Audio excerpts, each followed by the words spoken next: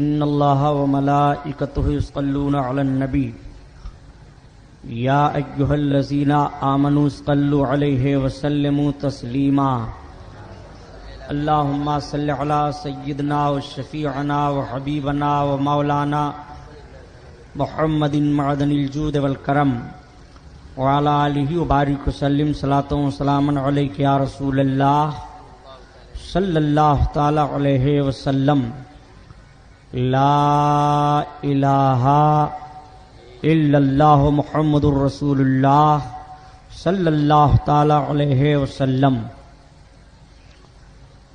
الحمدللہ الحمدللہ رب العالمین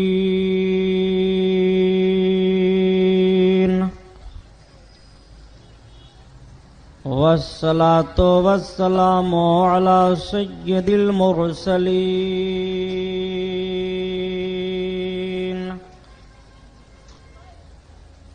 وعلى آلہ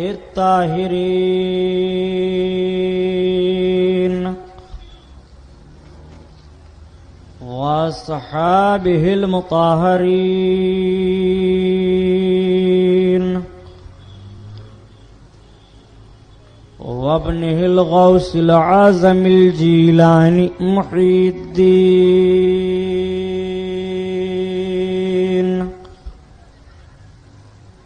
واہل بیتہ اجمعین اما بعد فاعوذ باللہ من الشیطان الرجیم بسم اللہ الرحمن الرحیم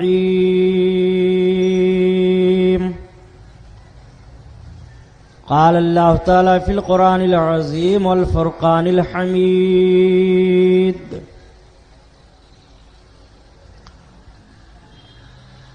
قل یا ایھا الناس انی رسول اللہ علیکم جمیعا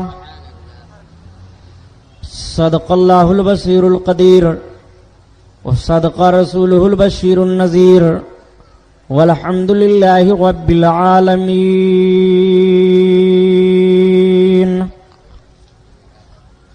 لائق صد احترام علماء اہل سنت، قابل قدر سامعین حضرات، آئیے ہم اور آپ سب سے پہلے اپنے اور ساری کائنات کے مرکز عقیدت حضور رحمت للعالمین شفیع المذنبین رسول گرامی وقار محبوب پروردگار دونوں عالم کے مالک و مختار حضور محمد الرسول اللہ صلی اللہ تعالی علیہ وسلم کے دربار پر انوار میں درود شریف کا نذرانہ پیش فرمائیں۔ پڑھیے بلند آواز سے صلی اللہ علی نبی وآلہ صلی اللہ علیہ وسلم صلاۃ و سلام علیک یا رسول اللہ صلی اللہ تعالی علیہ وسلم۔ پورا مجمع خیر و برکت کے لیے اور درود شریف پڑھ لیجیے۔ اللہم صلی علی سیدنا مولانا محمد معدن الجود والکرم وعلی آلہ وبارک وسلم صلاۃ و سلام علیک یا رسول اللہ صلی اللہ تعالی علیہ وسلم۔ حضرات گرامی، آج کا یہ رحمت و نور میں ڈوبا ہوا جلسہ جشن شہید اعظم کے پروگرام کا یہ 5واں جلسہ ہے جس میں ہم اور آپ شرکت کی سعادت حاصل کیے ہوئے ہیں۔ اللہ رب العزت اس محفل نور کو قبول فرمائے، ہمیں اور آپ کو دارین کی بھلائیوں اور سعادتوں سے سرفراز فرمائے۔ میں نے کل کے اپنے عنوان میں آقا کریم صلی اللہ تعالی علیہ وسلم کی مقدس زندگی پاک کا وہ گوشہ عرض کیا تھا کہ مکہ شریف سے مدینہ طیبہ تشریف لائے، تبلیغ اسلام فرماتے رہے، اسی اثنا میں جنگ بدر کا واقعہ بھی پیش آیا۔ انشاءاللہ وہیں سے پھر بیان کا آغاز ہوگا، لیکن حسب معمول نعت پاک رسول صلی اللہ تعالی علیہ وسلم کے کچھ اشعار عرض کر رہا ہوں، سماعت فرمائیں پھر بات آگے بڑھے۔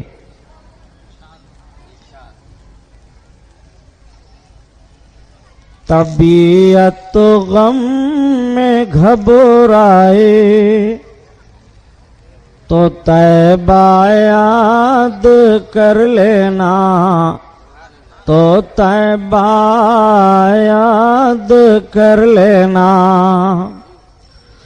طبیعت غم میں گھبرائے تو طیبہ یاد کر لینا، تو طیبہ یاد کر لینا۔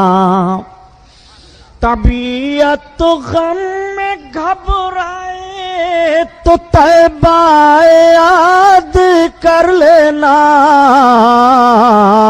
کوئی مشکل مقام آئے تو طیبہ یاد کر لینا، تو طیبہ یاد کر لینا۔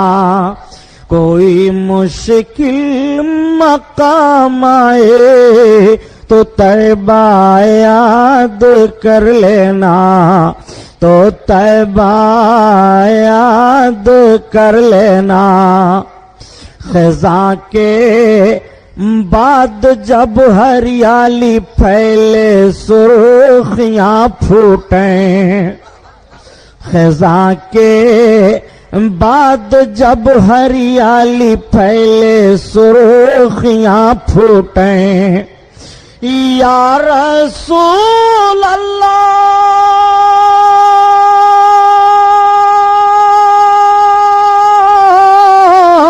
خزاں کے بعد جب ہریالی پھیلے سرخیاں پھوٹیں، کوئی غنچہ چٹک جائے تو طیبہ یاد کر لینا، تو طیبہ یاد کر لینا۔ کوئی مشکل مقام آئے تو طیبہ یاد کر لینا، تو طیبہ یاد کر لینا۔ زمیں پیاسی ہو جھل سے جا رہے ہوں کھیت کے پودے، زمیں پیاسی ہو جھل سے جا رہے ہوں کھیت کے پودے، اگر پانی برس جائے تو طیبہ یاد کر لینا، تو طیبہ یاد کر لینا۔ یا حبیب اللہ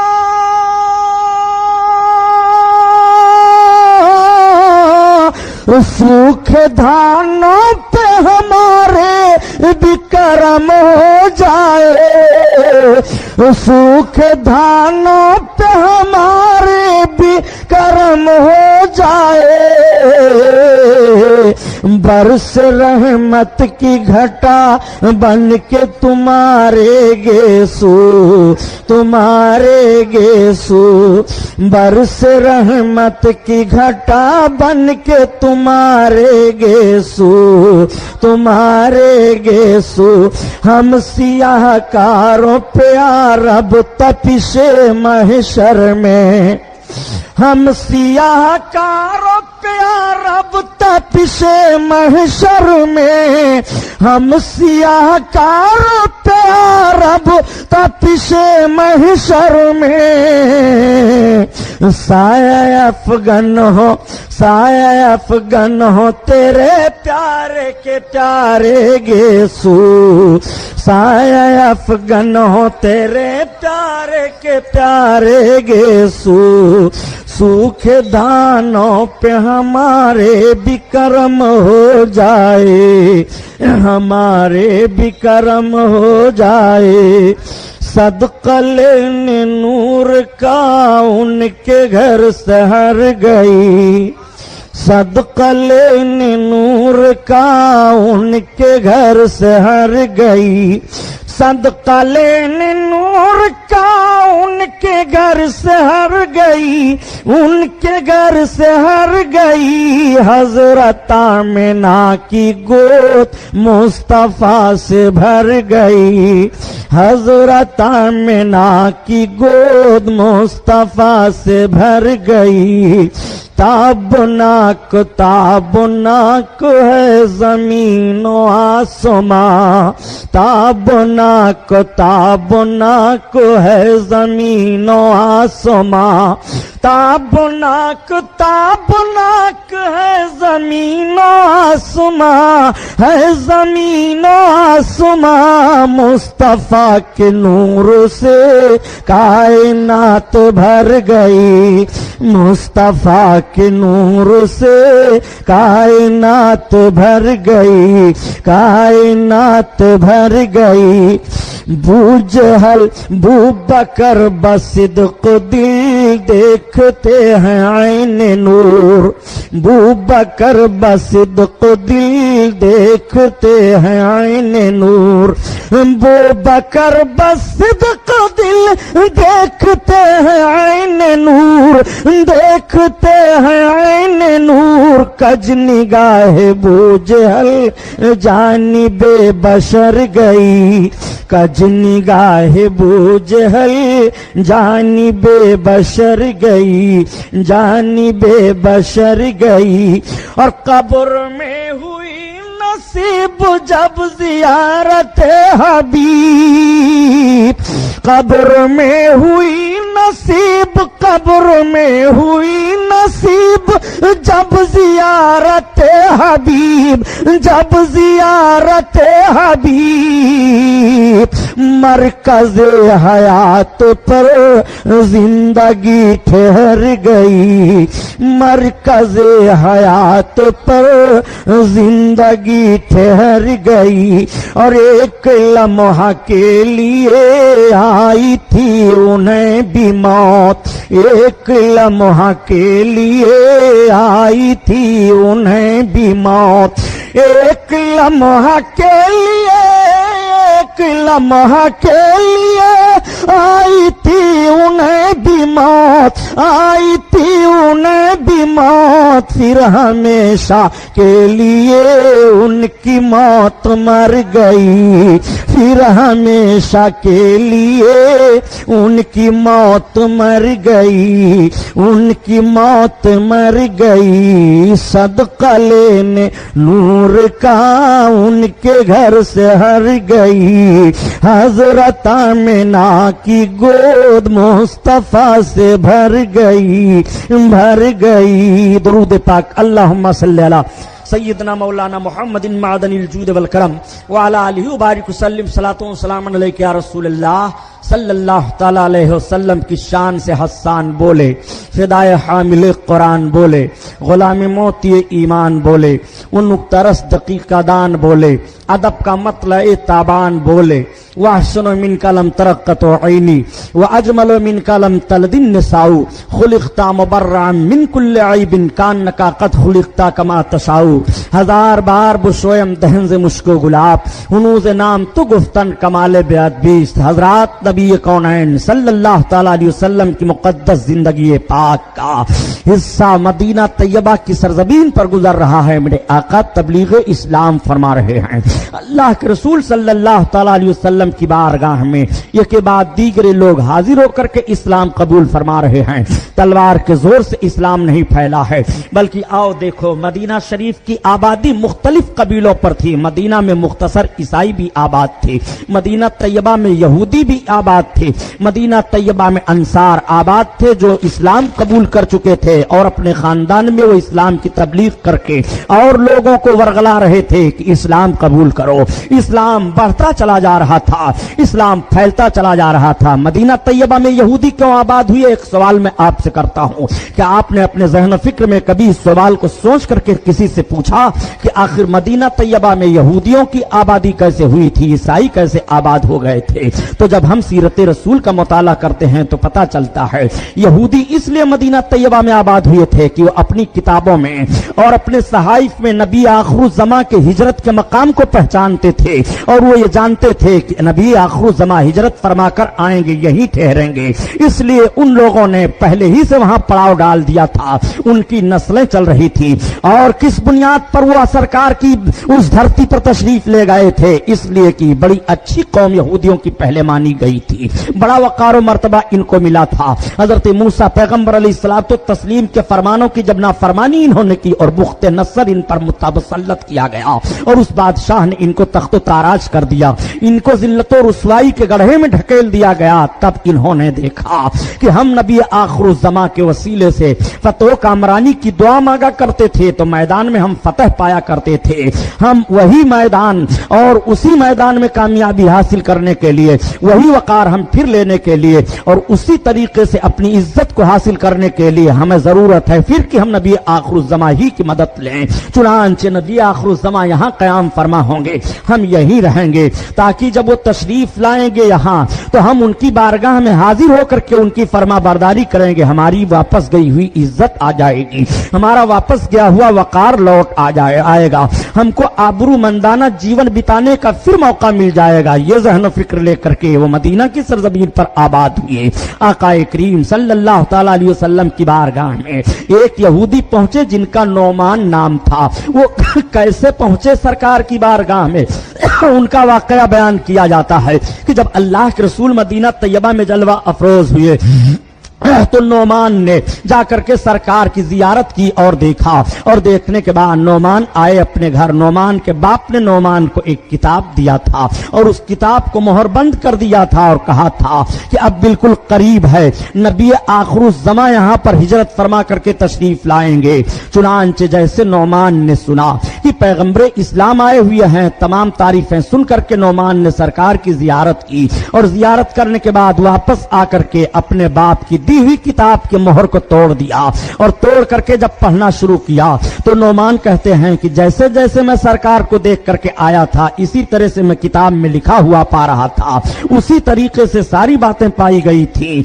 उस किताब में यह लिखा था उनकी सूरत ऐसी होगी, उनकी चाल ऐसी होगी, उनका हुलिये पाक इस तरह से होगा, वो हलाल और हराम की तलकीन इस तरह से फरमाएंगे, वो एक खुदा की इबादत का हुक्म देंगे, इस तरह से सारी बातें उसमें तहरीर थी। नौमान उस किताब को लेकर के अल्लाह के हबीब की बारगाह में हाजिर हुए और अर्ज करते हैं, या रसूल अल्लाह, ये देखिए मेरे बाप ने ये मुझको सहीफा दिया था, ये किताब दिया था और इसको कहा था कि जब तुम उस वक्त इसको खोलना और तोड़ना जब नबी आखिरुज़्ज़मा मदीना की सरजमीन पर जलवा अफरोज हो जाएंगे, यहाँ पर वो आएंगे, तब तुम खोलना। या रसूल अल्लाह, मैं आपको देख करके गया और उसके बाद मैंने इस किताब को खोला और खोलने के बाद सरकार जैसे जैसे मैं आपको देख रहा हूं वही सारी बातें इसमें हैं। मैं इकरार कर रहा हूं कि आप नबी बरहक हैं, आप अल्लाह के रसूल हैं, मुझे इस्लाम का कलमा पेश कीजिए।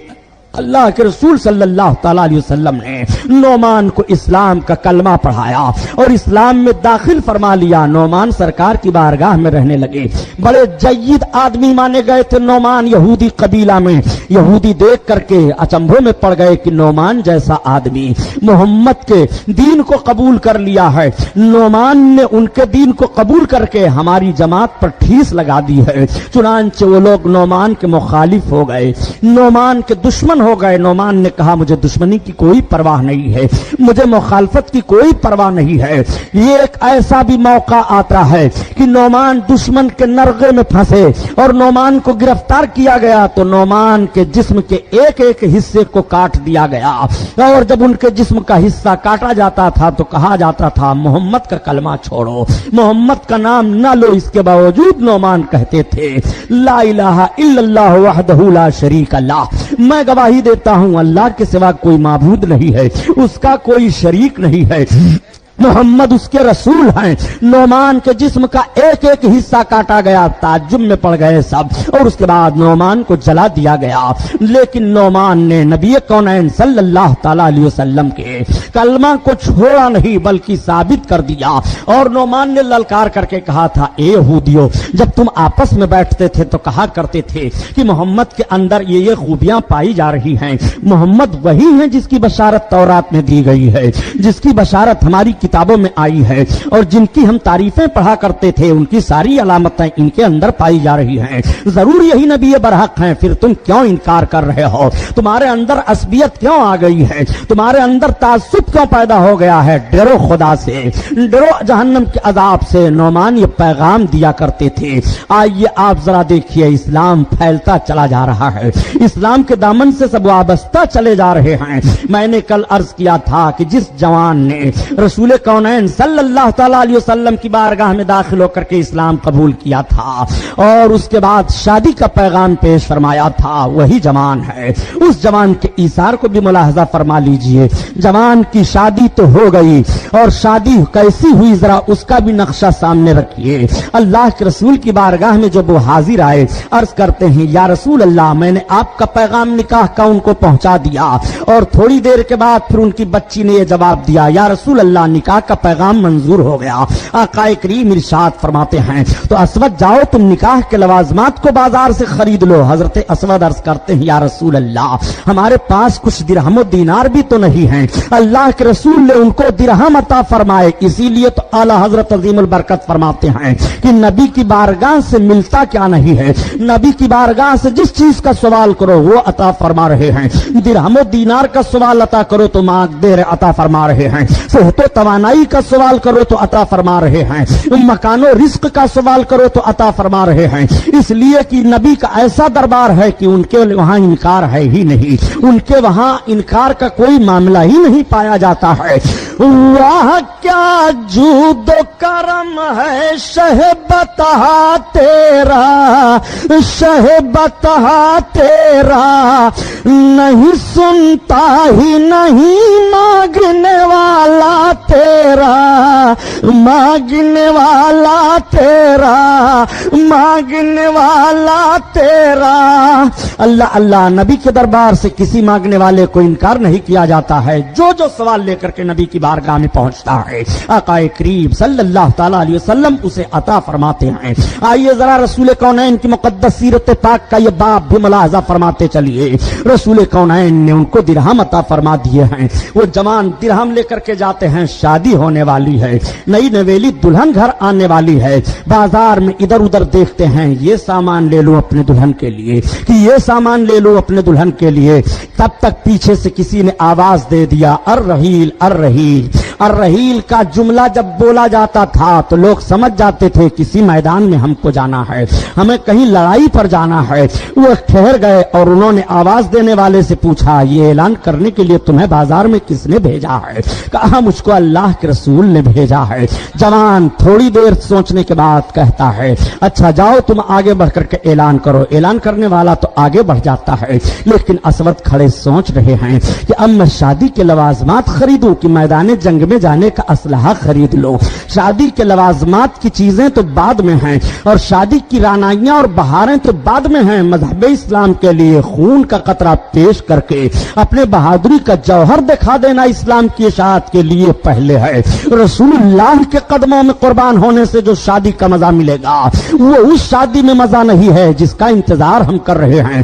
رسول کی نگاہوں کے سامنے خاک و خون میں تڑپتی ہوئی لاش دکھائی دے تو زندگی کے لیے معراج حاصل ہو جائے. نبی کونین صلی اللہ تعالی علیہ وسلم نے آواز دلوائی ہے, الرحیل الرحیل, میدان میں چلو. نوجوان کے ذہن و فکر کا معاملہ بدل گیا. جوان نے اسی عطا کردہ رقم سے جنگ میں جانے کے لیے اسلحہ خرید لیا, اور اسلحہ لے کر کے جوانوں کے ساتھ وہ شریک ہو گئے میدان جنگ میں. بڑی بھیانک جنگ ہوئی ہے. اسلام کو غلبہ حاصل ہوتا ہے. اللہ کے رسول کے صحابہ کا دستہ کامیاب ہو جاتا ہے. جب کامیابی سے وہ ہمکنار ہوئے اور اور شہدا کے لاشوں کو اکٹھا کیا جانے لگا تو اسود کی لاش نبی کونین کے سامنے لائی جاتی ہے. اللہ کے رسول کی نگاہیں مقدس جیسے پڑی, آنکھوں میں اشک آ جاتے ہیں. نبی کونین صلی اللہ علیہ وسلم کی نگاہیں بھیگ جاتی ہیں. صحابہ عرض گزار ہوتے ہیں, یا رسول اللہ, اور شہیدوں کے لاشیں بھی آئی ہیں, مگر نگاہیں نبوت میں آنسو نہیں چھلکے. اسود کو دیکھنے کے بعد معاملہ کیوں ایسا ہوا؟ اللہ کے رسول ارشاد فرماتے ہیں, اے لوگوں, اسود کا جوہر وہ تھا اسلامی کہ اسود نے شادی ہونے والی تھی, اپنی شادی کو الگ کر کے اور اسی رقم سے اسلحہ خرید کر کے یہ میدان جنگ میں شریک ہوا ہے. میں دیکھ رہا ہوں, مجھے جنت کی حوریں دکھائی دے رہی ہیں اور وہ سب کہہ رہی ہیں, یا رسول اللہ, یہ شہید مجھے دیا جائے, یہ شہید میرے حق میں دیا جائے, یہ شہید میرے حق میں دیا جائے. تب تک پیچھے سے آواز آتی ہے, اے اللہ کے رسول, جنت کی حوروں کا حق بعد میں ہوگا. اس جوان کی دلہن بننے والی میں تھی, اس جوان کے اوپر میرا حق ہے.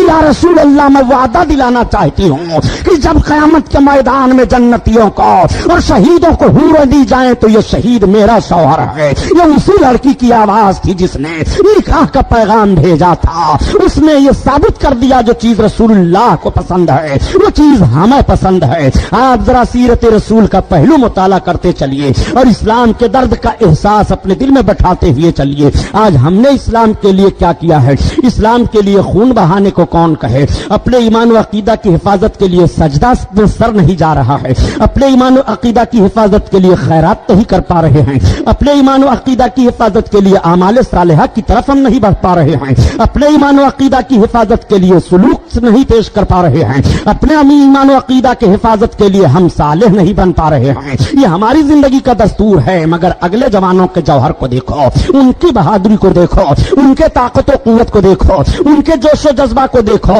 وہ رسول اللہ صلی اللہ تعالی علیہ وسلم پر کس طرح قربان ہونے کے لیے ہر آن ہر لمحہ وہ تیار رہا کرتے تھے. ان کی زندگی کا مشن یہی تھا کہ رسول کونین کی محبت ہمارے دل میں رہے, اور ان کے لیے نصرت غیبی آواز دے رہی تھی کہ قدرتیں کی محمد سے وفات ہونے تو ہم تیرے ہیں, یہ جہاں چیز ہے کیا لوح و قلم تیرے ہیں. آپ ذرا سمجھتے ہوئے چلیے, ایک جوان یہ بھی ہے رسول اللہ صلی اللہ علیہ وسلم کی بارگاہ میں حاضر ہو کر کے اسلام کا کلمہ پڑھ رہے ہیں. مدینہ طیبہ کے اکثر لوگ سرکار کی بارگاہ میں حاضر ہوتے چلے آ رہے ہیں. عورتیں آ رہی ہیں, مرد آ رہے ہیں, غلام آ رہے ہیں. غلاموں نے دیکھا یہ تو ایسے رسول ہیں کہ غلام کلمہ پڑھ لیتا ہے تو غلامی کی زنجیر سے چھٹکارا پا جاتا ہے, غلامی کی زنجیریں ٹوٹ جایا کرتی ہیں. مالداروں نے دیکھا کہ یہ تو محمد کا ایسا دربار ہے کہ جب کوئی کلمہ غلام پڑھ لیتا ہے تو اس کو اتنی عزت مل جاتی ہے, اگر کوئی رئیس اس طرح سے کلمہ پڑھ لے گا تو اسے کتنی عزت ملے گی. میرے سرکار سب کو عزت دیا کرتے تھے, میرے آقا سب کے قدر کو بڑھایا کرتے تھے, کسی کی دل جوئی میں کوئی کمی نہیں ہوتی تھی. اللہ کے رسول کی بارگاہ سے کسی کو دل شکنی نہیں ہوتی تھی, کوئی مایوس نہیں ہوتا تھا. آؤ ذرا ملاحظہ فرماؤ, نبی کونین صلی اللہ تعالی علیہ وسلم کی بارگاہ میں کیسے کیسے لوگ حاضر ہو کر کے اسلام قبول کر رہے ہیں. واقعہ سنانا مقصد نہیں ہے, بلکہ آپ کو میں آپ کے رسول اللہ صلی اللہ تعالی علیہ وسلم کی سیرت کا وہ گوشہ بتانا چاہتا ہوں جس سے آپ کا ایمان تازہ ہو جائے. یہ نبی کونین ہیں, میرے سرکار تشریف فرما ہیں. کسی صحابی نے عرض کر دیا, یا رسول اللہ, ایک جوان ہیں جن کا نام دہیہ کلبی ہے, اگر دہیہ کلبی اسلام قبول کر لیتے ہیں تو ان کے خاندان کے 1200 لوگ ان کے انڈر میں ہیں, وہ سب کے سب اسلام قبول کر لیں گے. دہیہ بڑے خوبصورت جوان تھے. حضرت جبریل علیہ الصلوۃ والتسلیم جب جب انسانی شکل میں آئے ہیں تو دہیہ کی شکل میں آئے ہیں. دہیہ کے لیے اللہ کے حبیب کے دستے کریم اٹھ گئے. میرے سرکار دعا مانگ رہے ہیں, اللہ دہیہ کو اسلام کی دولت نصیب فرما دے. حضرت دہیہ کے لیے اللہ کے حبیب اسلام کی دولت کے لیے دعا کر رہے ہیں. نبی کی دعا قبول ہو جاتی ہے, میرے سرکار کی دعا کیوں نہ قبول ہو. اللہ کے حبیب جس کے لیے دعا فرما دے, اللہ اللہ اس کے لیے باب اجابت کھل جائے, اس کے لیے دعا دلہن بن کر کے جائے. اللہ کے حبیب صلی اللہ تعالی علیہ وسلم نے دہیہ کے لیے دعا کی ہے اور دعا قبول ہو گئی. میرے سرکار دوسرے وقت بیٹھے ہوئے ہیں کہ صحابہ کی نگاہیں دیکھ رہی ہیں کہ وہ دیکھو دہیہ آ رہے ہیں. ابھی جن کے لیے کل سرکار نے دعا کی ہے وہی سرکار کی بارگاہ میں چلے آ رہے ہیں. صحابہ صحابہ خوش ہو گئے کہ میرے آقا نے ابھی تھوڑے دیر پہلے دعا مانگی ہے اور اتنی جلدی دہیا چلے آ رہے ہیں۔ جب دہیا سرکار کی بارگاہ میں آئے تو اب آقا کا قریبانہ حال ملاحظہ فرمائیے۔ میرے سرکار نے دیکھا دہیا آ رہے ہیں، لبھائے ناز پر مسکراہٹ آ جاتی ہے۔ اعلیٰ حضرت عظیم البرکت اسی لیے تو فرماتے ہیں کہ میرے سرکار کے لبھائے نازک پر جب مسکراہٹ آئے تو کیسا لگتا ہے کہ پتلی پتلی گلے قدس کی پتیاں ان لبوں کی نزاکت پہ لاکھوں سلام، لاکھوں سلام۔ اللہ اللہ، آقا کریم صلی اللہ علیہ وسلم کے لبھائے نازک پر مسکراہٹ آ گئی، دہیا آ رہے ہیں۔ دہیے کلبی جیسے سرکار کے قریب پہنچے، میرے آقا نے اپنی چادر لی اور زمین پر بچھا دیا، ارشاد فرمایا دہیا بیٹھو۔ تب تک دہیا نے اپنے دونوں ہاتھوں سے پاک چادر کو اٹھا لیا اور اٹھانے کے بعد چوم لیا، چومنے کے بعد آنکھوں سے لگایا اور آنکھوں سے لگانے کے بعد اپنے سر پر رکھا۔ راویان حدیث بیان فرماتے ہیں یہ تقریر کا جملہ نہیں ہے جو نشیب و فراز سے میں آپ کو سمجھاتا چل رہا ہوں، بلکہ حدیث پاک کے الفاظ کا ترجمہ پیش کر رہا ہوں۔ دہیا نے چادر کو اٹھا لیا، اٹھانے کے بعد اس کو چوم لیا اور چومنے کے بعد آنکھوں سے لگا لیا اور لگانے کے بعد اپنے سر پر رکھ لیا۔ اب اللہ کے حبیب ملاحظہ فرما رہے ہیں، آج کچھ لوگ چومنے چاٹنے پر بھن نہ جانے کیسی کیسی باتیں جڑ دیا کرتے ہیں۔ سنو پیارے،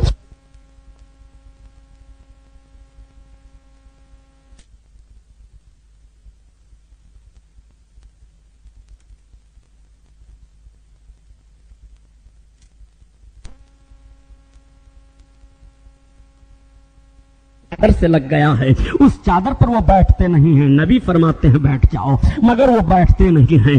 اللہ کے رسول کے سامنے ہی چادر کو اٹھاتے ہیں، چوم رہے ہیں، مگر نبی نے منع نہیں فرمایا دہیا چوم کیوں رہے ہو؟ آنکھوں سے لگا رہے ہیں، نبی نے نہیں روکا آنکھوں سے کیوں لگا رہے ہو؟ پھر وہ اپنے سر پر رکھ رہے ہیں، نبی نے نہیں روکا کہ سر پر کیوں رکھ رہے ہو؟ اس لیے کہ میرے آقا صلی اللہ علیہ وسلم دہیا کے دل کی کیفیت کو دیکھ رہے ہیں۔ یہ سب کچھ دہیا کر رہے ہیں تو محبت میں کر رہے ہیں، میرے ہاتھ کے لگنے کو دیکھ کر کے دہیا کر رہے ہیں۔ لیکن اس کو بھی آپ اپنے ذہن و فکر میں رکھیے گا، ابھی حضرت دہیے کلبی نے کلمہ نہیں پڑھا تھا، یہ کلمہ پڑھنے سے پہلے پہلے چادر کا احترام کر رہے ہیں، کلمہ پڑھنے سے پہلے پہلے اس کو اپنے ہونٹوں پر لگا رہے ہیں، کلمہ پڑھنے سے پہلے پہلے اپنے آنکھوں سے اس چادر کو لگا رہے ہیں۔ آپ سے میں پوچھنا چاہتا ہوں، یہ کلمہ پڑھنے سے پہلے پہلے نسبت رسول کا احترام کیا جا رہا ہے اور تم کلمہ پڑھنے کے بعد بھی نسبت رسول کا احترام نہیں کر پا رہے ہو۔ ذرا ملاحظہ کرو نبی کونین کی مقدس سیرت کو، اللہ کے رسول صلی اللہ تعالی علیہ وسلم ملاحظہ فرما رہے ہیں، نبی نے منع نہیں فرمایا دہیا چادر مت چومو، یہ تو بچھانے والی چیز ہے، یہ تو بیٹھنے والی چیز ہے، نہیں، بلکہ جب یہ اپنے سر پر چادر کو رکھ چکے تو عرض کیا کرتے ہیں نبی کی بارگاہ میں؟ عرض کرتے ہیں اے اللہ کے رسول، اس چادر پر میں بیٹھنے کے لائق نہیں ہوں، بلکہ یہ چادر تو ایسی ہے کہ میں اپنے سر پر رکھ کر کے اس سے برکت حاصل کروں۔ میرے آقا سے پھر عرض کرتے ہیں یا رسول اللہ، اپنا دست کریم آپ بڑھائیے، مجھے اسلام میں داخل فرمائیے، کلمہ پڑھائیے۔ اللہ کے رسول صلی اللہ تعالی علیہ وسلم کے خوشی کی انتہا نہیں رہی، میرے سرکار دہیا کو کلمہ پڑھاتے ہیں اور کلمہ پڑھا کر کے اسلام میں داخل فرما لیتے ہیں۔ دہیا اسلام میں داخل ہو گئے، صحابہ کو جوش آیا، صحابہ نے نعرہ لگایا، بڑی خوشی کی لہر دوڑ گئی ہے، دہیا اسلام لائے ہیں۔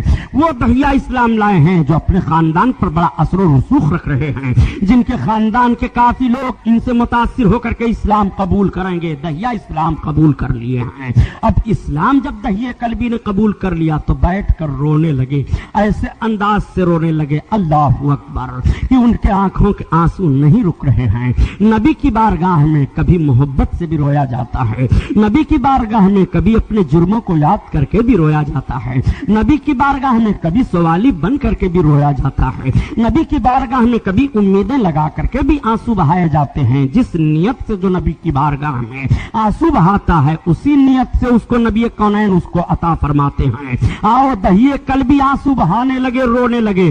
जब दहिया आए तब बैठकर नहीं रोए, जब दहिया ने चादर को चूमा तब नहीं रोए, जब चादर पाक को सर पर रखा तब नहीं रोए, जब नबी के दस्ते कौनैन पर अपने हाथ को नबी के बरकत वाले हाथ पर दे देते हैं और इस्लाम में दाखिल हो जाते हैं। गुलामी का तौक जब गर्दन में डाल लिया तब कशकोले तमन्ना फैलाते हैं, या रसूल अल्लाह अब करम फरमाइए। आका फरमाते हैं दहिया क्यों रो रहे हो, आखिर आंसू बहाने का सबब क्या है?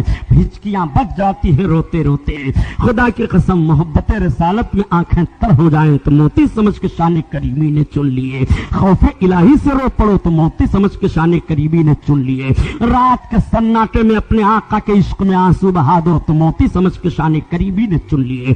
दहिए कल भी रोते चले जा रहे हैं, रसूलुल्लाह की बारगाह में रोते चले जा रहे हैं, नबी की बारगाह में फरियाद करते चले जा रहे हैं, आका करीम की बारगाह में आंसू उनके गिर रहे हैं, फरियाद कर रहे हैं और ये बोल रहे हैं आला हजरत की जबान में, एक मैं क्या मेरे इसियां की हकीकत कितनी, बदसही चोर सही मुजरिमों नाकारा सही, वो कैसा ही सही है तो करीमा तेरा, करीमा तेरा, एक मैं क्या मेरे इसियां की हकीकत कितनी।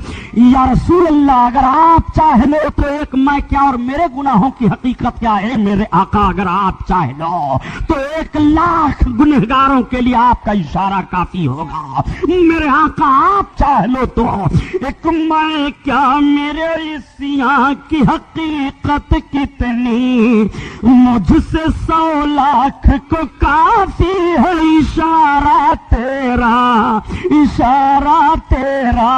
हजरत दहिए कल भी रोए चले जा रहे हैं, आंखों से आंसू बहते चले जा रहे हैं, रुक नहीं रहे हैं। नबी का फरमान फिर जारी होता है, ए दहिया बताओ आखिर क्यों रो रहे हो, क्यों आंखों से आंसू गिर रहे हैं, हिचकियां बधी हुई है। अर्ज करते हैं या रसूल अल्लाह बहुत बड़ा मुजरिम हूँ, या रसूल अल्लाह मैं बहुत बड़ा पापी हूँ, या रसूल अल्लाह मैंने बहुत गलती की है। आका करीम की बारगाह में अपनी खता को वो अर्ज कर रहे हैं, अपने गुनाह को नबी की बारगाह में बयान कर रहे हैं। ए लोगों पता ये चला कि अगर खता हो जाए तो नबी ही की बारगाह है माफी के लिए, अगर गुनाह हो जाए तो नबी की बारगाह में अपने गुनाहों को पेश करके माफी मांगा करो। ये सहाबी रसूल हैं, जब कलमा पढ़ लेते हैं, कलमा पढ़ने के बाद अब अपने जुर्म को बयान कर रहे हैं, या रसूल अल्लाह मैं बहुत बड़ा मुजरिम हूँ, या रसूल अल्लाह मैं बहुत बड़ा खाती हूँ, या रसूल अल्लाह मैं बहुत बड़ा पापी हूँ। मेरे आका मैं अपना जुर्म बयान करना चाहता हूँ। आका करीम सल्लल्लाहु तआला अलैहि वसल्लम फरमाते हैं दहिया तुम अपना जुर्म बयान करो। आला हजरत अजीमुल बरकत की जबान में सुनो, गोया वो इस तरह से अर्ज कर रहे हैं कि गरचे हैं बेहद कसूर तुम हो गफूर, और बख्श दो जुर्मो खता तुम पे करो दुरूद, बख्श दो जुर्मो खता तुम पे करो दुरूद, तुम पे करो दुरूद। अल्लाह अल्लाह नारे रिसालत मज़हबे इस्लाम अल्लामा गुलाम मोहिउद्दीन साहब किबला सुभानी। आप जरा मुलाहिजा फरमाएं, हजरत दहिए कल्बी से आका फरमाते हैं अपने गुनाह को बयान करो। वो इस अंदाज से नबी की बारगाह में गुनाह बयान करने जा रहे हैं और ये अर्ज करते हुए गोया इसी मफहूम को आला हजरत अज़ीमुल बरकत बयान फरमा रहे हैं कि बेहुनरो बेतमीज किसको हुए हैं अजीज, या रसूल अल्लाह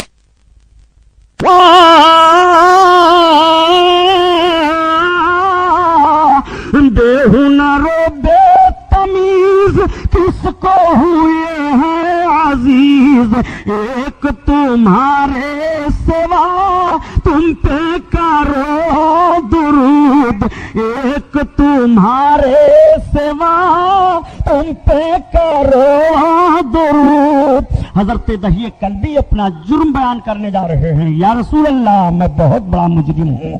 آقا فرماتے ہیں آخر تم اپنا جرم بیان تو کرو. عرض کرتے ہیں یا رسول اللہ تو آپ سنیے میرا جرم کیا ہے. قتل تو بے یدی سبینا من بنات. یا رسول اللہ میں نے اپنے ہاتھوں سے 70 لڑکیوں کو قتل کیا ہے. اتنا سننا تھا نبی کونین صلی اللہ علیہ وسلم کا وجہ کریم پھر جاتا ہے. میرے سرکار اپنی نگاہوں کو نیچے کر لیتے ہیں. 70 لڑکیوں کا قاتل بارگاہ رسالت میں حاضر ہے. 70 لڑکیوں کا ذبح کرنے والا رسول اللہ کی بارگاہ میں اپنا جرم بیان کر رہا ہے. 70 لڑکیوں کو قتل کرنے والا نبی کی بارگاہ میں معافی کا پروانہ لینا چاہتا ہے. 70 لڑکیوں کا قتل کرنے والا اپنے جرم کو نبی کے سامنے بیان کر کے اپنے گناہوں کی معافی کی امید لگائے ہوئے وجہ کریم کو دیکھ رہا ہے. یا رسول اللہ میں نے اپنے ہاتھ سے 70 لڑکیوں کو قتل کیا ہے. ایک آدمی کا کوئی قاتل ہو جائے تو بہت بڑا دادا قرار دے دیا جاتا ہے. 2 کو مار دیا جائے تو اور بہت بڑا قرار دے دیا جاتا ہے. 3-4 کو مار دیا جائے تو ہندوستان کا قانون اس پر پوٹا لگا دیا جائے گا اور جیل کی کوٹھری میں ٹھونس دیا جائے گا. یہ نہیں ہوگا کہ یہ معافی مانگ رہا ہے معاف کر دو, یہ قصاص دے رہا ہے معاف کر دو. نہیں 70 لڑکیوں کا قاتل بارگاہ رسالت میں حاضر ہے. کیسے کیسے پتھر دلوں کو موم بنایا اللہ کے رسول نے. کیسے کیسے سخت دلوں کو اللہ کے حبیب نے پھول بنا دیا. نبی کونین کی بارگاہ میں 70 لڑکیوں کا قاتل حاضر ہے. یا رسول اللہ کرم فرمائیں معافی کا پروانہ یہاں سے نہیں ملے گا تو کہاں ملے گا. اللہ کے رسول صلی اللہ تعالی علیہ وسلم کی نگاہیں جھکی ہوئی ہیں. رب کا دریائے کرم جوش پر آیا. حضرت جبریل نبی کی بارگاہ میں حاضر ہو رہے ہیں. عرض کرتے ہیں یا رسول اللہ نگاہ کرم اٹھائیے, اپنے غلام کی طرف توجہ کیجیے. یا رسول اللہ میں رب کی طرف سے پیغام لے کر کے آیا ہوں. رب آپ کو سلام پیش کر رہا ہے. یا رسول اللہ رب کا فرمان یہ ہے کہ کلمہ پڑھ کر کے حالت کفر سے جب اسلام میں آئے بہیے کلبی اگر 60 سال کے گناہ کفر کے ہوتے جب بھی رب معاف فرما دیتا. اللہ اللہ اتنا سننا تھا. میرے آقا ارشاد فرماتے ہیں اے صحابہ سن لو. حضرت جبریل عرض کرتے ہیں یا رسول اللہ جب کوئی کلمہ پڑھ کر کے اسلام میں داخلہ لیتا ہے اگر 60 سال کے اس کے کفر کے گناہ ہوں تو رب تعالیٰ معاف فرما دیتا ہے. نبی فرماتے ہیں صحابہ سنو اگر ایک مرتبہ کلمہ پڑھنے سے 60 سال کے کفر کے گناہ معاف ہو جاتے ہیں تو تم کثرت سے کلمہ پڑھتے رہو گے تو تمہارے کیوں نہیں گناہ معاف ہوں گے. تم رحمت کے مستحق کا نہیں ہوگے, جنت کے مستحق کا نہیں ہوگے. فبکا رسول اللہ و صحابہ. اللہ کے رسول اس کو بیان کر کے رو پڑے اور آپ کے صحابہ رو پڑے. نبی کے مقدس آنکھوں سے آنسو بہنے لگے. مجرم کو معافی کا پروانہ مل رہا ہے. قاتل رسول اللہ کے دربار میں معاف کیا جا رہا ہے. نبی کونین بشارت عطا فرما رہے ہیں اے کلمہ پڑھنے والے مسلمانوں تم نے کلمہ کی برکت کو نہیں سمجھا ہے. کلمہ کفر کے گناہ کو مٹاتا ہے. کلمہ پڑھو تمہیں جنت دلاتا ہے. کلمہ پڑھو نیکیاں تمہیں مل رہی ہیں. کلمہ پڑھو جنت کے حقدار بن رہے ہو. کلمہ پڑھو فتح و کامرانی مل رہی ہے. کلمہ کی دعوت و تبلیغ کرتے رہو. یہی کلمہ ہے. جس کلمہ کو تم نے پہاڑوں پر لگایا ہے تو پہاڑ بھی ہلنے لگا ہے. اسی کلمے کو تم نے میدان جنگ میں پڑھا ہے تو تلواروں کی چھاؤں میں تمہیں فتح ملی ہے. اسی کلمہ کو پڑھتے ہوئے تم سمندروں میں کودے ہو تو تمہارے لیے آواز آئی ہے کہ دست تو دست ہے دریا بھی نہ چھوڑے ہم نے اور بحر ظلمات میں دوڑا دیے گھوڑے ہم نے. دی ادا کبھی یورپ کے کلیساؤں میں کبھی افریقہ کے تپتے ہوئے صحراؤں میں یہ آواز تمہارے لیے آئی تھی جب کلمہ کے اس طرح سے تم پابند تھے. لا الہ الا اللہ محمد الرسول اللہ. نعرہ تکبیر, نعرہ رسالت, مذہب اسلام, مسلک اعلی حضرت علامہ سبحانی صاحب قبلہ. آپ ذرا غور فرمائیے. مدینہ طیبہ کی سرزمین پر میرے آقا تشریف فرما ہے. آقا کریم صلی اللہ تعالی علیہ وسلم نے پوری 63 سالہ زندگی نبی کی مطالعہ کر ڈالو مگر کہیں نہیں پاؤ گے کہ سرکار نے کبھی بھی تلوار اٹھانے کی پہل کی ہو یا صحابہ کو حکم دیا ہو. میرے صاحب سرکار نے اپنے مقدس زندگی میں کبھی بھی تلوار اٹھانے کی پہل نہیں کی ہے. لیکن میرے آقا جنگوں میں رہے ہیں, बद्र की लड़ाई हुई तो मेरे आका तशरीफ फरमा थे, मकाम ओहद पर लड़ाई हुई तो सरकार तशरीफ फरमा है, खंदक की लड़ाई हुई तो नबी कौनैन तशरीफ फरमा है। ये वो लड़ाइयां हैं जिनमें बनफ्से नफीस अल्लाह के हबीब सल्लल्लाहु ताला अलैहि वसल्लम हैं। एक बात और मैं आपसे अर्ज कर दूं, जब इस्लामी जंगों को कुछ लोग पढ़ते हैं तो कहते हैं ये इस्लामी जंगें हुई हैं और इन इस्लामी जंगों से मुसलमानों को जिहाद का जहन मिलता है। लेकिन आप जरा गौर फरमाइए, इस्लामी जंगें हुई हैं और इन इस्लामी जंगों से जिहाद का जहन मिलता है, लेकिन किस बुनियाद पर ये इस्लामी जंगें हुई? क्या ये इस्लामी जंगें पहले हुई हैं कि या इस्लाम के मानने वालों पर जब हमला किया गया तो दिफा के लिए जंगें की गई हैं? हमेशा मुसलमान कभी भी तलवार उठाया है और जंगें हुई हैं तो दिफा के लिए हुई हैं, उसने पहल नहीं की है। और कुछ लोग जब ये जहन फिक्र दे दिया करते हैं कि हमें तो सिर्फ क्या जरूरत है जंगो जदल से, हमें क्या जरूरत है और सब कुछ करने से, मैं आपसे पूछना चाहता हूं, रसूलुल्लाह की उम्मती हो तो 63 साल जिंदगी सरकार की मुलाहजा करो। अगर मस्जिद के आबिद तुम हो कि हम मस्जिद में सजदा कर रहे हैं तो तुम्हें रसूलुल्लाह की सीरत पर अमल करना पड़ेगा कि जब इस्लाम तुम्हें पुकारे तो मेरे आका ने बद्र के मकाम तुम्हें तशरीफ फरमा होकर के अपनी सीरत पेश किया था, उहद के मकाम में तशरीफ फरमा होकर के अपनी सीरत पेश किया था। तुम्हें रसूलुल्लाह की सीरत पर अमल करना पड़ेगा। जब वक्त आएगा तो तुम्हें मस्जिद में साजिद बनना पड़ेगा और जब वक्त आएगा तो तुम्हें मैदान में मुजाहिद बनना पड़ेगा।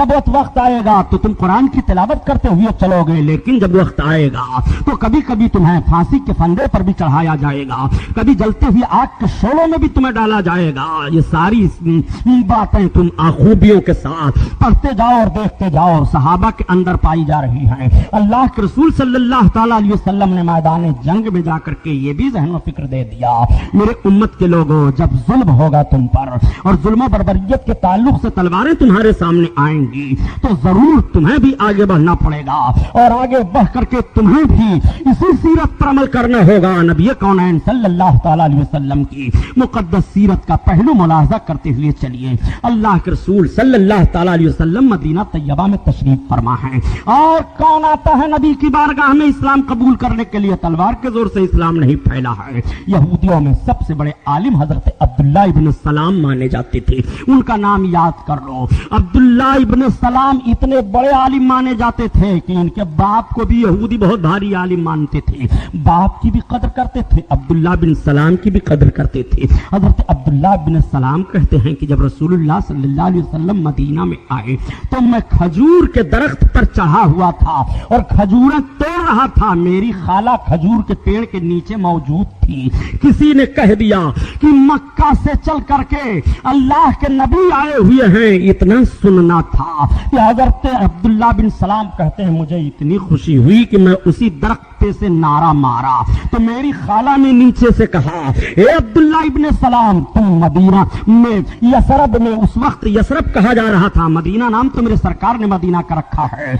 उनकी खाला कहती हैं, हजरत अब्दुल्लाह बिन सलाम बयान करते हैं कि मेरी खाला ने कहा, ए अब्दुल्लाह बिन सलाम, तुम इतने जोर से नारा मार रहे हो, अगर हजरत मूसा आते तो आप कहते हैं खाला ये जो आए हैं हजरत मूसा के भाई हैं, ये वही दीन लेकर आए हैं जो हजरत मूसा ने दीन का पैगाम दिया था, ये वही कानून लेकर के आए हैं जिस कानून और जिस तबलीग के अंदाज को हजरत मूसा अलैहिस्सलाम ने पेश किया था। ए मेरी खाला, चुनांचे वो कहते हैं मैं खजूर के दरख्त से नीचे उतर पड़ा और नीचे उतर करके मैं बेतहाशा भागता हुआ आया। आ करके कहते हैं जब मेरी निगाह सरकार के चेहरे अनवर पर पड़ी तो मैं पुकार उठा, खुदा की कसम ये झूठे का चेहरा नहीं हो सकता, ये तो नबी कौनैन सल्लल्लाहु अलैहि वसल्लम आखिरुज़्ज़मा पैगंबर ही का चेहरा है। तभी तो आला हजरत अजीमुल बरकत अपने आका के हुस्न की तस्वीर को इस तरह से खींचते हुए बयान फरमाते हैं, वो कमाल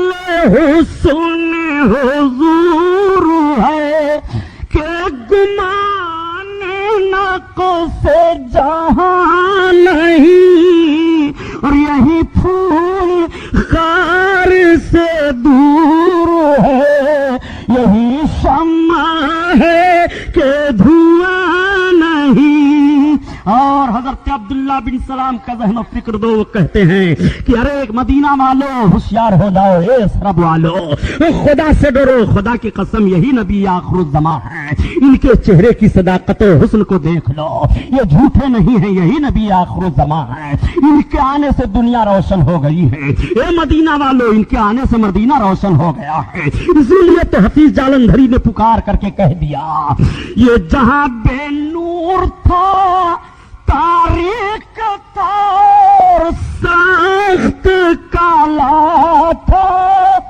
اور کوئی پردے سے کیا نکلا کہ گھر گھر میں اجالا تھا۔ اللہ اللہ، آقا کریم صلی اللہ تعالی علیہ وسلم کی روشنی ملاحظہ کرو۔ حضرت عبداللہ بن سلام سرکار کی بارگاہ میں حاضر ہو کر عرض کرتے ہیں، یا رسول اللہ میں نے آپ کے اندر ساری نبوت کی نشانیوں کو دیکھ لیا، پہچان لیا، آپ مجھے کلمہ پڑھائیں سرکار۔ انہوں نے کوئی معجزہ نہیں طلب کیا، چہرے رسول دیکھ کر کے کلمہ پڑھ لیا۔ حضرت عبداللہ بن سلام کلمہ پڑھ کر کے اسلام میں داخلہ لے لیتے ہیں۔ جب اسلام میں داخلہ لے کر کے اپنی قوم میں گئے تو اپنے اسلام کو پوشیدہ رکھا۔ حضرت عبداللہ بن سلام نے بتایا نہیں۔ ایک روز سرکار کی بارگاہ میں حاضر ہو کر کے عرض کرتے ہیں کہ یا رسول اللہ ایک بات بتاؤں، یہودیوں کی مکاری ذرا ملاحظہ فرما لیجئے۔ میں چھپ جاتا ہوں ایک کمرے میں، اور چھپنے کے بعد یا رسول اللہ میں وہیں ساری باتوں کو سنتا رہوں گا، اور آپ یہودیوں کو بلائیے، اور جب یہودی آ جائیں تو ان سے میرے بارے میں پوچھئے۔ اگر آپ میرے اسلام کو ظاہر کر دیں گے اور میرے بارے میں پوچھیں گے تو وہ غلط مجھ پر الزام لگائیں گے، میرے اسلام کو ابھی نہ ظاہر کیجئے گا، اس کے بعد پوچھئے گا۔ چنانچہ اللہ کے رسول نے حضرت عبداللہ بن سلام کو کمرے میں بند کر دیا اور یہودیوں کو بلایا۔ یہودی جب آ گئے تو یہودیوں سے آپ نے پوچھا، بتاؤ عبداللہ بن سلام کے تعلق سے تمہارا کیا خیال ہے؟ تو لوگوں نے کہا وہ ہماری جماعت کا بہت بڑا عالم ہے، اس کے باپ بہت بڑے عالم تھے، وہ ہمارے رہنما ہیں، بڑی تعریفیں لوگوں نے کی۔ تو آپ فرماتے ہیں کہ اگر عبداللہ بن سلام مجھ پر اسلام لے آئیں، مسلمان ہو جائیں تو یہودیوں نے کہا ایسا نہیں ہو سکتا، عبداللہ بن سلام کبھی بھی آپ کا کلمہ نہیں پڑھ سکتے ہیں، آپ کو رسول مانیں گے ہی نہیں۔ آقا کریم نے ارشاد فرمایا اگر مان لے تو کہا یہ نہیں ہو سکتا ہے۔ تب تک میرے آقا نے فرمایا عبداللہ بن سلام نکلو تم حجرہ سے، جیسے وہ باہر نکلتے ہیں کہتے ہیں اشہد ان لا الہ الا اللہ واشہد ان محمد عبدہ ورسولہ، میں گواہی دیتا ہوں اللہ کے سوا کوئی معبود نہیں، محمد اللہ کے رسول ہیں۔ آقا نے فرمایا اب دیکھو عبداللہ بن سلام کو۔ تب تک یہودی بھاگے یہ کہتے ہوئے کہ یہ تو بڑا شریر ہے، یہ تو بڑا بدماش ہے، یہ تو بڑا ایسا ہے ویسا ہے۔ تو حضرت عبداللہ بن سلام عرض کرتے ہیں یا رسول اللہ دیکھا آپ نے ان لوگوں کی شرارت کو، یہ کس طرح سے پہلے میرے بارے میں کہتے تھے، اب کیا کہہ رہے ہیں؟ وہ ایسے پہچانتے تھے سرکار کو جیسے اپنے بال بچوں کو پہچان رہے ہوں، لیکن اس کے باوجود تعصب میں وہ اسلام نہیں قبول کرتے تھے۔ ہاں یہ اور بات ہے کہ بڑے بڑے سربراہ یہودیوں نے کلمہ پڑھا تھا اور وہ داخل اسلام ہو گئے تھے، جسے حضرت عبداللہ بن سلام ہیں، حضرت نعمان ہیں اور حضرت مخریق ہیں۔ حضرت مخریق رضی اللہ تعالیٰ عنہ تو ایسے ہیں کہ وہ کمر بستہ ہو گئے تھے کہ میں کبھی بھی محمد کا کلمہ نہیں پڑھوں گا، لیکن ایک روز ان کے دل میں بات آتی ہے کہ یار محمد الرسول اللہ سچے رسول ہیں، یہ کب تک بھول کرتے رہو گے، کب تک دھوکے میں رہو گے، گمراہی میں رہو گے۔ حضرت مخریق رضی اللہ تعالیٰ عنہ بارگاہ رسالت میں حاضر ہوئے اور حاضر ہو کر کے کلمہ پڑھ کر کے اسلام میں داخل ہو گئے۔ اس وقت احد کی لڑائی کا معاملہ تھا اور اس میدان میں شریک ہوئے، اور میدان احد میں اسلامی فوجوں کی طرف سے وہ بہت زبردست جنگ کرتے ہیں، شہید ہو جاتے ہیں۔ انہوں نے وصیت کی تھی یہ لوگوں سن لو، اگر میں میدان میں مارا جاؤں تو میرا سارا مال اللہ کے رسول کو دے دینا، سرکار جہاں چاہیں گے اس کو خرچ کریں گے۔ چنانچہ حضرت مخریق رضی اللہ تعالیٰ عنہ جب شہید ہوئے احد کے میدان میں تو ان کا سارا مال وصیت کے مطابق نبی کی بارگاہ میں پیش کر دیا جاتا ہے اور اللہ کے رسول صلی اللہ تعالیٰ علیہ وسلم اس کو استعمال فرماتے ہیں، اور صحابہ پر پر اور دوسرے لوگوں پر اس کو خرچ کیا جاتا ہے۔ آقا کریم صلی اللہ تعالی علیہ وسلم کی بارگاہ میں ایسے ایسے لوگ شریک ہو کر کے کلمہ پڑھ رہے ہیں، اس کلمہ پڑھنے کو اور اسلام کے بڑھنے کو دیکھ نہ سکے، کفاران مکہ نہیں دیکھ سکے، یرد و نواح کے لوگ نہیں دیکھ سکے، یہودی جو مدینہ میں تھے وہ نہیں دیکھ سکے، ساز و باز کرنے لگے اور سازش کر کے مکہ خبریں پہنچاتے رہتے تھے۔ مکہ کے کفاروں نے اجتماعی شکل اختیار کر کے 1000 کی فوج لے کر کے بدر میں اترے، جس کو میں نے کل بیان کیا تھا، اور میدان بدر میں بڑی بھیانک لڑائی ہوتی ہے۔ لڑائی ہونے پر اسلامی فوج کامیاب ہو جاتی ہے، مسلمانوں کو فتح و کامرانی ملتی ہے۔ ان لوگوں کے لاشوں کو اٹھا کر کے گڑھے میں ڈالا جاتا ہے، شہیدوں کو دفن کیا جاتا ہے۔ 14 صحابہ شہید ہوئے تھے 313 میں، اور 70 کافر مارے گئے تھے، اور 70 ہی گرفتار کیے گئے تھے، بقیہ اور بھاگ لیے تھے۔ اللہ کے رسول صلی اللہ تعالی علیہ وسلم کے اس فتح کو جب مدینہ کے یہودیوں نے سنا تو اچنبھوں میں پڑ گئے۔ وہ سوچ نہیں سکتے تھے کہ مکہ کے کافروں سے اتنی زبردست جنگ کرنے کے بعد محمد کے مختصر ماننے والے کامیابی حاصل کر لیں گے، لیکن جب انہوں نے دیکھا کہ کامیابی کے بجائے 70 لوگوں کو گرفتار بھی کر لیا ہے تو تعجب میں پڑ گئے۔ اب ان 70 لوگوں کو کیا کیا جائے؟ مشورہ ہوتا ہے۔ حضرت عمر فاروق اعظم عرض کرتے ہیں، یا رسول اللہ، یہ 70 لوگ جو پکڑ پکڑ کر کے آئے ہیں، ان میں سے ہم لوگوں میں سے جو جس کا رشتہ دار ہے وہ اس کو قتل کرے۔ اللہ کے رسول صلی اللہ علیہ وسلم نے فرمایا نہیں۔ پھر مشورہ ہوتا رہا۔ اللہ کے حبیب صلی اللہ تعالی علیہ وسلم نے فرمایا ایسا کیا جائے، انہیں پھر ٹائم دے دیا جائے، ان کے رشتہ دار وغیرہ جتنے ہیں وہ فدیہ دے کر کے چھڑانا چاہیں تو چھڑا لے جائیں، ہم فدیہ پر انہیں چھوڑ دیں گے۔ چنانچہ اسی میدان بدر میں سرکار کی ایک بیٹی حضرت زینب رضی اللہ تعالی عنہا تھی، ان کا نکاح عمرو بن عاص سے ہوا تھا۔ وہ اسلام نہیں لائے تھے، اس وقت کافروں کی طرف سے لڑنے آئے تھے، وہ بھی گرفتار کر لیے جاتے ہیں۔ چنانچہ انہیں کافروں میں گرفتار کر کے وہ بھی آئے ہوئے ہیں۔ اس وقت مشرکین سے نکاح کرنا منع نہیں تھا، بعد میں مشرکوں سے نکاح کی حرمت کی آیت نازل ہوئی ہے۔ اللہ کے رسول صلی اللہ تعالی علیہ وسلم کے سامنے آپ کے داماد لائے جا رہے ہیں، سرکار کے سامنے کئی لوگ لائے جا رہے ہیں، فدیہ دے دے کر کے سب چھٹکارا لے رہے ہیں۔ رسول اللہ صلی اللہ علیہ وسلم کے سامنے ایک ہار آتا ہے، آپ کی شہزادی نے اپنا ہار بھیج دیا تھا، میرے شوہر کو چھوڑ دیا جائے۔ جب ہار سامنے آتا ہے تو یہی وہ ہار تھا جس کو رسول اللہ نے اپنی شہزادی کو دیا تھا۔ نبی کونین کی آنکھوں میں آنسو آ گئے۔ میرے آقا صحابہ سے فرماتے ہیں، میرے صحابہ اگر تم مشورہ دو اور تم کہو تو عمرو بن عاص کو یوں ہی چھوڑ دیا جائے، یہ ہار میری بیٹی زینب کا ہے۔ صحابہ نے عرض کیا، یا رسول اللہ، میرے ماں باپ آپ پر قربان، آپ جو فیصلہ فرمائیں ہمیں منظور ہے۔ چنانچہ ان کو رہا کر دیا جاتا ہے۔ بعد میں وہ بھی سرکار پر ایمان لائے اور آ گئے سرکار کے قدموں میں۔ اللہ کے حبیب صلی اللہ علیہ وسلم نے دیکھا کہ کچھ لوگ ایسے بھی قیدی ہیں جن کے کوئی رشتہ دار فدیہ دینے کے لیے تیار نہیں ہیں، ان کو چھڑانے کے لیے تیار نہیں ہیں۔ اللہ کے رسول نے ان سے ارشاد فرمایا، تم پڑھے لکھے ہو؟ لوگوں نے عرض کیا، ہاں یا رسول اللہ، ہم پڑھے ہیں کچھ۔ سرکار ارشاد فرماتے ہیں، تو جو ان قیدیوں میں پڑھا لکھا ہے وہ ہمارے صحابہ کو اور ان کے بچوں کو پڑھا لکھا دے، یہی ان کا فدیہ ہو جائے گا۔ اللہ اکبر! تعلیم پر سرکار نے کتنا زور فرمایا، ذرا غور فرمائیے۔ نبی کونین تعلیم حاصل کرنے کو ان قیدیوں کا فدیہ قرار دے رہے ہیں۔ سیرت رسول مطالعہ کرو تو تمہیں پتا چلے گا علم کسے کہتے ہیں اور علم کی ترقیاں کیسے ہوتی ہیں اور علم سے وقار کیسے بڑھتا ہے۔ آج مسلمانوں پر الزام لگایا جاتا ہے مسلمان پڑھتا لکھتا نہیں ہے، مسلمان علم نہیں حاصل کرتا۔ میں پوچھتا ہوں مسٹر آپ سے، مسلمان بہت پڑھتے ہیں، مسلمان بہت علم حاصل کرتے ہیں، مسلمانوں سے زیادہ تم نہیں علم والے ہو، نہ مسلمانوں سے زیادہ تمہیں سائنسی معلومات ہے، نہ مسلمانوں سے زیادہ تم نے مادیت میں ترقی حاصل کی ہے۔ مسلمانوں نے مادیت سے جو ترقیاں حاصل کر کے جن چیزوں کو ایجاد کر دیا ہے انہی چیزوں کی تم نقل اتار رہے ہو۔ جہاز مسلمان نے بنایا ہے، کشتی مسلمان نے بنایا ہے، گھڑی مسلمان نے بنایا ہے، دیاروں کی ترتیب مسلمان نے دیا ہے، شاہراہوں کا نقشہ مسلمانوں نے تعین کیا ہے۔ مسلمان انجینئرنگ میں بھی نہیں کم ہے، مسلمان علم میں بھی कम नहीं है, अलबत्ता तुम तासुब नजरी से मुसलमान को ना तो अपना रिजर्वेशन दे रहे हो, ना तो मौजूदा हुकूमत में मुसलमानों को हुकूमत में जगहें दी जा रही हैं, ना तो उनको मुलाजमतें दी जा रही हैं। जब ना उन्हें मुलाजमत मिलती है, ना उनसे काम लिया जाता है, ना उनके इल्म की आजमाइश की जाती है, तब मुसलमान के इल्म को कैसे समझोगे? तुम्हारा हाल तो ये हो गया है कि अगर कोई मुसलमान का बच्चा ज्यादा पढ़ने वाला है और अच्छा नंबर लाता है, रोल नंबर का पता चल जाए तो उसके नंबर को काट दिया करते हो, उसके नंबर को काट करके उसे फेल कर दिया करते हो।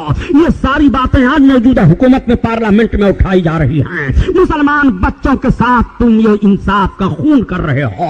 मुसलमान बच्चे जो पढ़े लिखे हैं और डिग्रियां जिनके पास हैं, दो हैं मुलाजमत में और लोग हैं मुलाजमत में, देखो वो काम करते हैं कि नहीं, वो सारा मामला सराहते हैं कि नहीं। खुदा की कसम, मुसलमान जिस ऑफिस में रहेगा उस ऑफिस का नक्शा बदल देगा। मुसलमान ना मुल्क का गद्दार होता है, न मुसलमान अपनी मुलाजमत का गद्दार होता है। मुसलमानों की वफादारी को तुमने देखा कहाँ है? अगर तुमने फौज में मुसलमानों को लिया है तो मुसलमान ने सरहद पर अपने खून को बहा करके बताया है हम वफादार हैं। अगर तुमने ऑफिसों में मुसलमानों को लिया है तो मुसलमानों ने ऑफिसों में अपनी जिम्मेदारियों को निभा करके बता दिया है हम मुसलमान हैं। मुसलमान कभी भी वफादारी नहीं करता है, ये वो वफादारी से नहीं फिरता है। ये गलत इल्जाम तुम मुसलमानों पर लगा रहे हो। मुसलमानों के पैगंबर सल्लल्लाहु तआला अलैहि वसल्लम ने कैदियों को फिदिया करार दिया था कि पढ़े लिखे हो तो इन्हें पढ़ा दो, यही तुम्हारे लिए छुटकारे का सबब बन जाएगा। चुनांचे उन्हें पढ़ाया जाता है, उनके छुटकारे का वही सबब बन जाता है। नबी कौनैन सल्लल्लाहु तआला अलैहि वसल्लम ने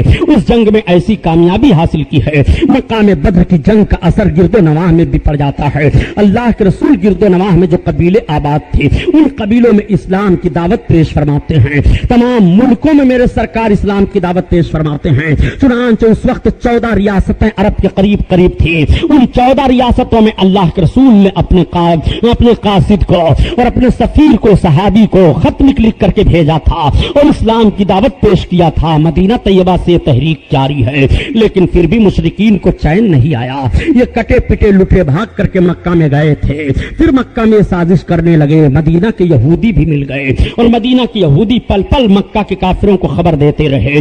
चुनांचे मक्का के काफिरों ने आपकी बड़ी जबरदस्त तैयारी की है और जबरदस्त तैयारी करके वो कई सौ इकट्ठा होकर के अपने तमाम बहादुरों को लेकर के अबू सुफियान की क़यादत में मकाम उहद की तरफ चल पड़े। फिर रसूलुल्लाह को इत्तला मिलती है कि हमारे खिलाफ तलवारें उठाई जाने वाली हैं, फिर हमारे खिलाफ लोग मदीना की तरफ आ रहे हैं। अब दूसरी जंग को आप मुलाहजा फरमाइए, पहली जंग बद्र में लड़ी जाती है तो भी पहल काफिरों की तरफ से होती है और दूसरी जंग उहद में लड़ी जाती है तो भी काफिरों की तरफ से होती है। अगर काफिरों की तरफ से वो जंग नहीं है तो पैमाइश कर लो जमीन की, बद्र मदीना के करीब है कि मक्का के करीब है, उहद मदीना के करीब है कि मक्का के करीब है। शहर की कुर्बत बता रही है कि जुल्म उनकी तरफ से हुआ है, चढ़ाई उन लोगों ने की है, अल्लाह के रसूल ने चढ़ाई नहीं की है। जालिम वही लोग करार दिए जाएंगे।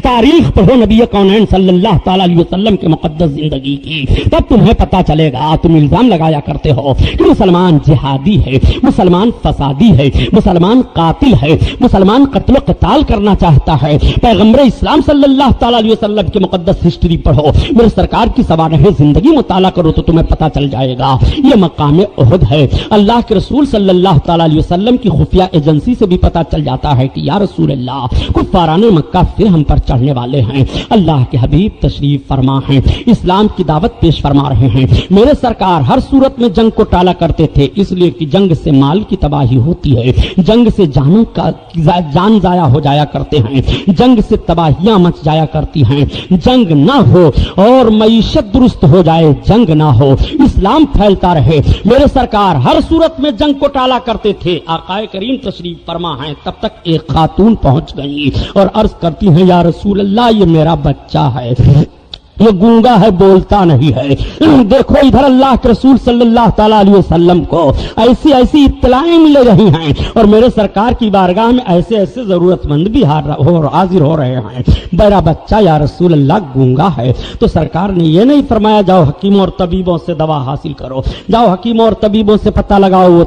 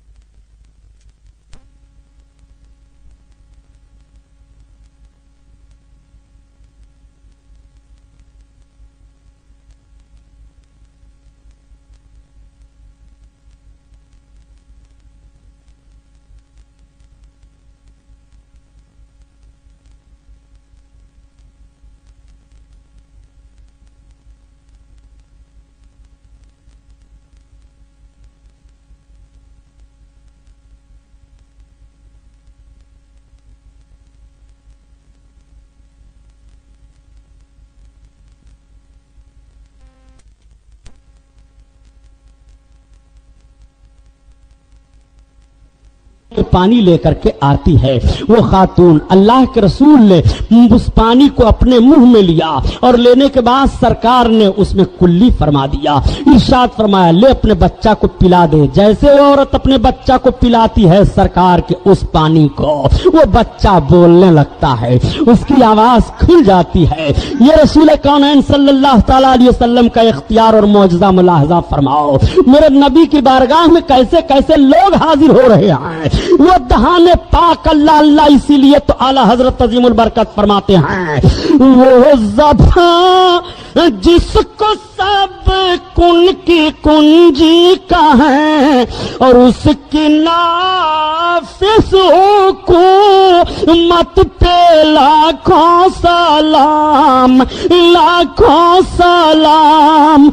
अल्लाह अल्लाह नबी कौनैन सल्लल्लाहु तआला अलैहि वसल्लम की बारगाह में एक खातून फिर एक रोज हाजिर होती हैं और अर्ज करती हैं या रसूल अल्लाह मेरा बच्चा ये दीवाने की शक्ल में है। नबी कौनैन सल्लल्लाहु तआला अलैहि वसल्लम ने उस बच्चे के सीने पर अपना दस्ते करीम रखा। तब तक बच्चे को कै हुई और एक कोई काली चीज निकली, बच्चा ठीक हो गया, बच्चा बोलने लगा। नबी कौनैन सल्लल्लाहु तआला अलैहि वसल्लम की बारगाह में कैसे कैसे हाजतमंद आ रहे हैं। कल भी हाजतमंद जा रहे थे, आज भी हाजतमंद जा रहे हैं। कल भी नबी को पुकार करके मदद मांग रहे थे, आज भी जो लोग नबी को पुकारते हैं वो मदद मांगते हैं। जालिम तुम कहते हो कि नबी को दूर से पुकारना यह शिर्क है, नबी से मदद न मांगो। खुदा की कसम अगर नबी से मदद नहीं मांगेंगे तो तुम खुदा की मदद नहीं पा सकते हो। मदद खुदा ही देगा लेकिन अपने महबूब के दरवाजे से देगा।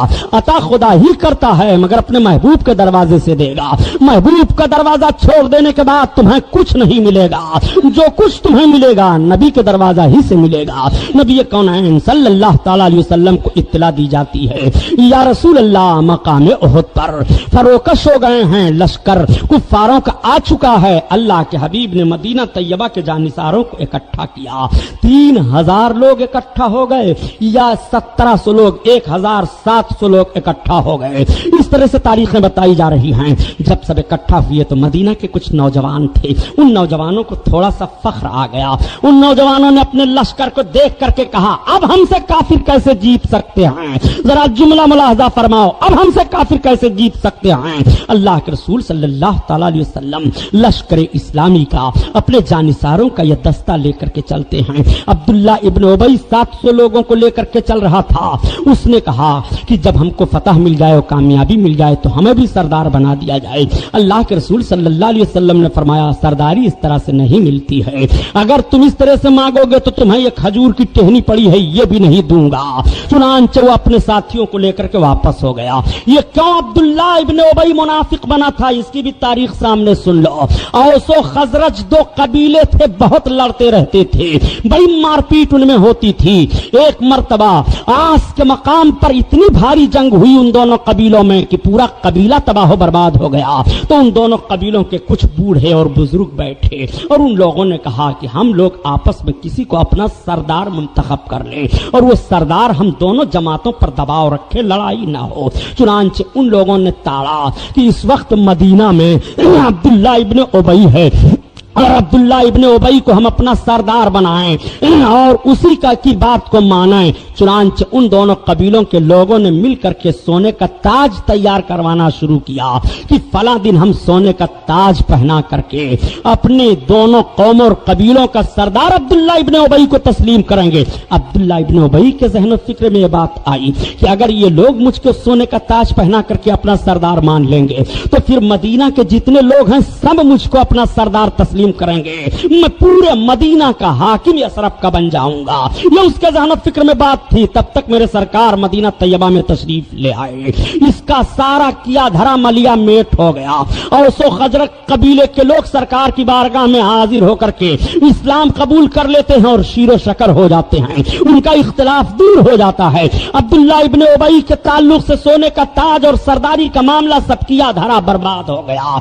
उसने देखा कि सारे लोग जब मोहम्मद रसूलुल्लाह के कदमों में जा रहे हैं। तो जाहिरी तौर पर उस जालिम ने भी कलमा पढ़ लिया और अपने लोगों को लेकर के सरकार की बारगाह में शामिल हो गया। चुनांचे जब मकाम ओहद पर मेरे आका जाने लगे तो ये अपने 700 लोगों को लेकर के आहाना बहाना करके ठहर गया। अल्लाह के रसूल समझ रहे थे कि ये किस बुनियाद पर ठहर रहा है। चुनांचे अपने शहदाइयों को लेकर के मेरे आका मकाम ओहद में पहुंच गए। मकाम ओहद पर बहुत कर्रा मुकाबला है और बड़ी कई जमात काफिरों की मक्का से आई है।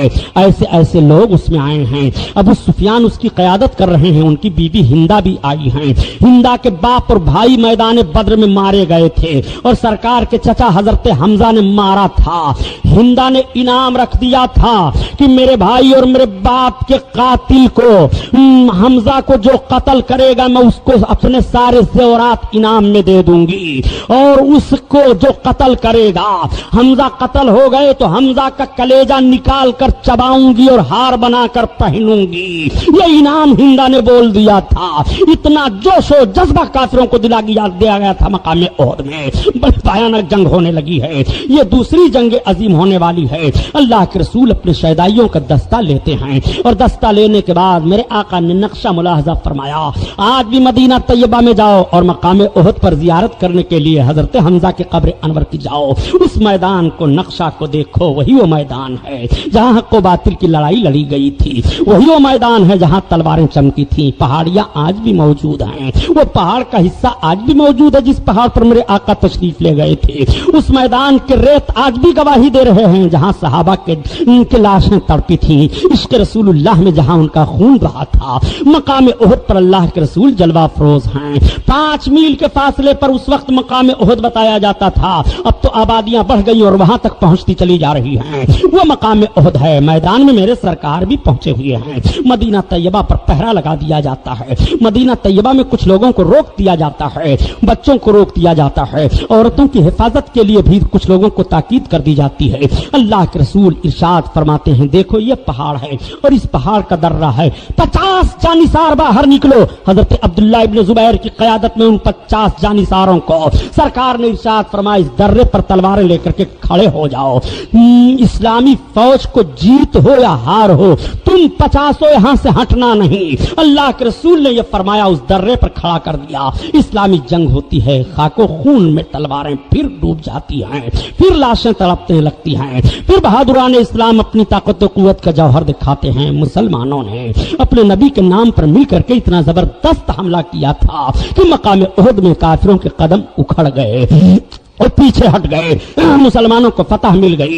ये सब के सब माले गनीमत समेटने लगे। जब माले गनीमत से समेटने लगे तो 50 आदमियों का दस्ता जो वहां मुतय्यन था दर्रे पर, उन लोगों ने देखा कि अब तो कुफ्फार भाग रहे हैं और उनके मालों को समेटा जा रहा है, हम लोग भी माल समेटने में शामिल हो जाएं। जवान थे, जोश आ गया जवानों को, वहां से हटने लगे। हजरत अब्दुल्ला ने ललकारा, ए नौजवानों, दर्रा ना छोड़ो, रसूलुल्लाह के कानून की फरमाबरदारी करो, आका के हुक्म अदूली में कामयाबी तुम्हें नहीं मिलेगी, सरकार की नाफरमानी मत करो। लेकिन वो जवान इतने जोश में भरे हुए थे, दर्रे को छोड़ करके आए और माल गनीमत का समेटने लगे। वो भी तब तक हजरत खालिद बिन वलीद इस्लाम नहीं लाए थे। हजरत खालिद बिन वलीद बड़े बहादुर जंग जो माने गए हैं। हजरत खालिद बिन वलीद ने देखा कि सारे लोग माले गनीमत समेटने में लगे हैं। 200 काफिरों का दस्ता लेकर के वो दर्रे से पहाड़ के लगे हुए थे। जैसे उन्होंने देखा कि इन लोगों की तवज्जो हट गई है, बस 200 काफिरों को लेकर के पीछे से हमला कर दिया। पीछे से अचानक हमले का होना था। फिर भागते हुए काफिर पलट पड़े। दोनों बीच में इस्लामी मुजाहिदीन घिर जाते हैं। आगे दफा करें, माले गनीमत समेट रहे थे, उनको मौका नहीं मिला। पीछे से दुश्मन हमला आवर हो गए। ऐसी अफरा तफरी फैली कि सब एक दूसरे से इधर उधर हो गए। अल्लाह के रसूल सल्लल्लाहु तआला अलैहि वसल्लम को कुफ्फार देख रहे थे। सबकी तलवारें उन्हीं की तरफ बढ़ती चली जा रही थी। मेरे आका पीछे हट रहे हैं। एक गढ़ा था, अल्लाह के रसूल सल्लल्लाहु तआला अलैहि वसल्लम उसमें तशरीफ लाए। मेरे आका का उसमें तशरीफ लाना था कि 2 दंदाने मुबारक शहीद हो गए। सरकार के मुकद्दस सर में चोट आती है, खून बहने लगा। हजरत साद बिन वक्कास रदी अल्लाह ताला अन्हु की निगाह पड़ जाती है। ये वही हजरत साद बिन वक्कास हैं जिनका लड़का अमर है करबला के मैदान में, जिसने नमाज़े रसूल اوپر تیر چلایا تھا۔ بیٹے کا معاملہ ذرا ملاحظہ کرو اور باپ کے عشق رسالت کو دیکھو۔ حضرت سعد بن وقاص کود پڑتے ہیں اور سرکار کو اپنے باہوں میں لے کر کے سرکار کو ادھر کر لیا اور اپنے سینے کو کافروں کے تیر کی طرف کر دیا۔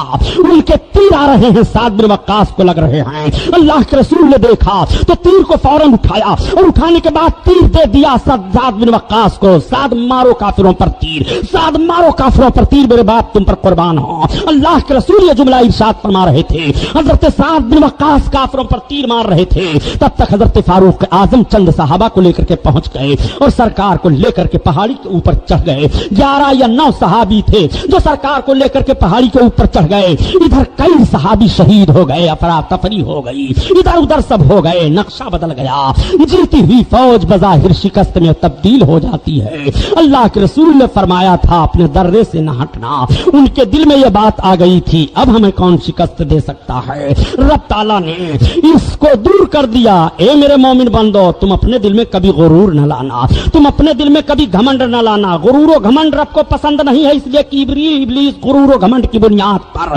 رسوا ہوا تھا، نافرمانی کیا تھا۔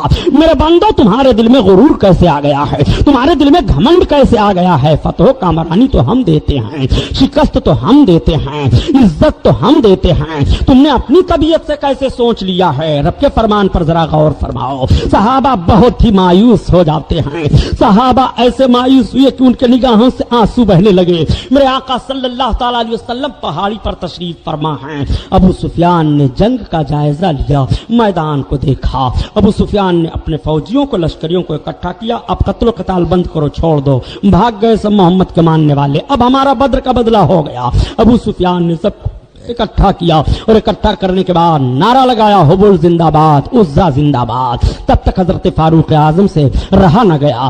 آپ عرض کرتے ہیں یا رسول اللہ، یہ کافر لوگ پہاڑ کے نیچے سے نعرہ لگا رہے ہیں، ہم بھی نعرہ لگائیں؟ سرکار نے فرمایا تم بھی نعرہ لگاؤ۔ چنانچہ حضرت فاروق اعظم نے اوپر سے نعرہ لگایا، نعرہ تکبیر، صحابہ نے تکرار کی، اللہ اکبر اللہ اکبر۔ تب تک ابو سفیان نے دیکھا، کچھ لوگوں نے کہا وہ دیکھو محمد اور ان کے جانثار وہاں پر موجود ہیں۔ ابو سفیان نے کہا بدلہ ہو گیا، ان کے ساتھی چلے گئے تو اب جنگ و جدال کرنے کی ضرورت نہیں ہے، واپس چلو۔ سب اپنے اپنے مال کو سمیٹتے ہیں، اپنے اپنے گھوڑوں کو لیتے ہیں، ہتھیاروں کو لیتے ہیں، مگر ابو سفیان کی بیوی ہندا سے نہیں رہا گیا۔ ہندا نے کہا وحشی؟ کہا ہاں۔ کہا تم نے مارا ہے رسول کے محمد کے چچا حمزہ کو؟ ہاں میں نے مارا ہے، اس لیے کہ مقام احد پر وحشی آئے تھے کافروں کی طرف سے۔ وحشی نیزہ بہت اچھا چلانا جانتے تھے، اسی نیزے سے انہوں نے حضرت حمزہ کو مارا تھا اور آپ شہید ہو گئے تھے۔ ہندا نے کہا وحشی یہ سارے میرے زیورات تم انعام میں لے لو۔ وحشی کو دے دیا سارے زیورات کو انعام میں۔ ہندا نے کہا حمزہ کا کہاں جنازہ ہے، لاش کہاں ہے؟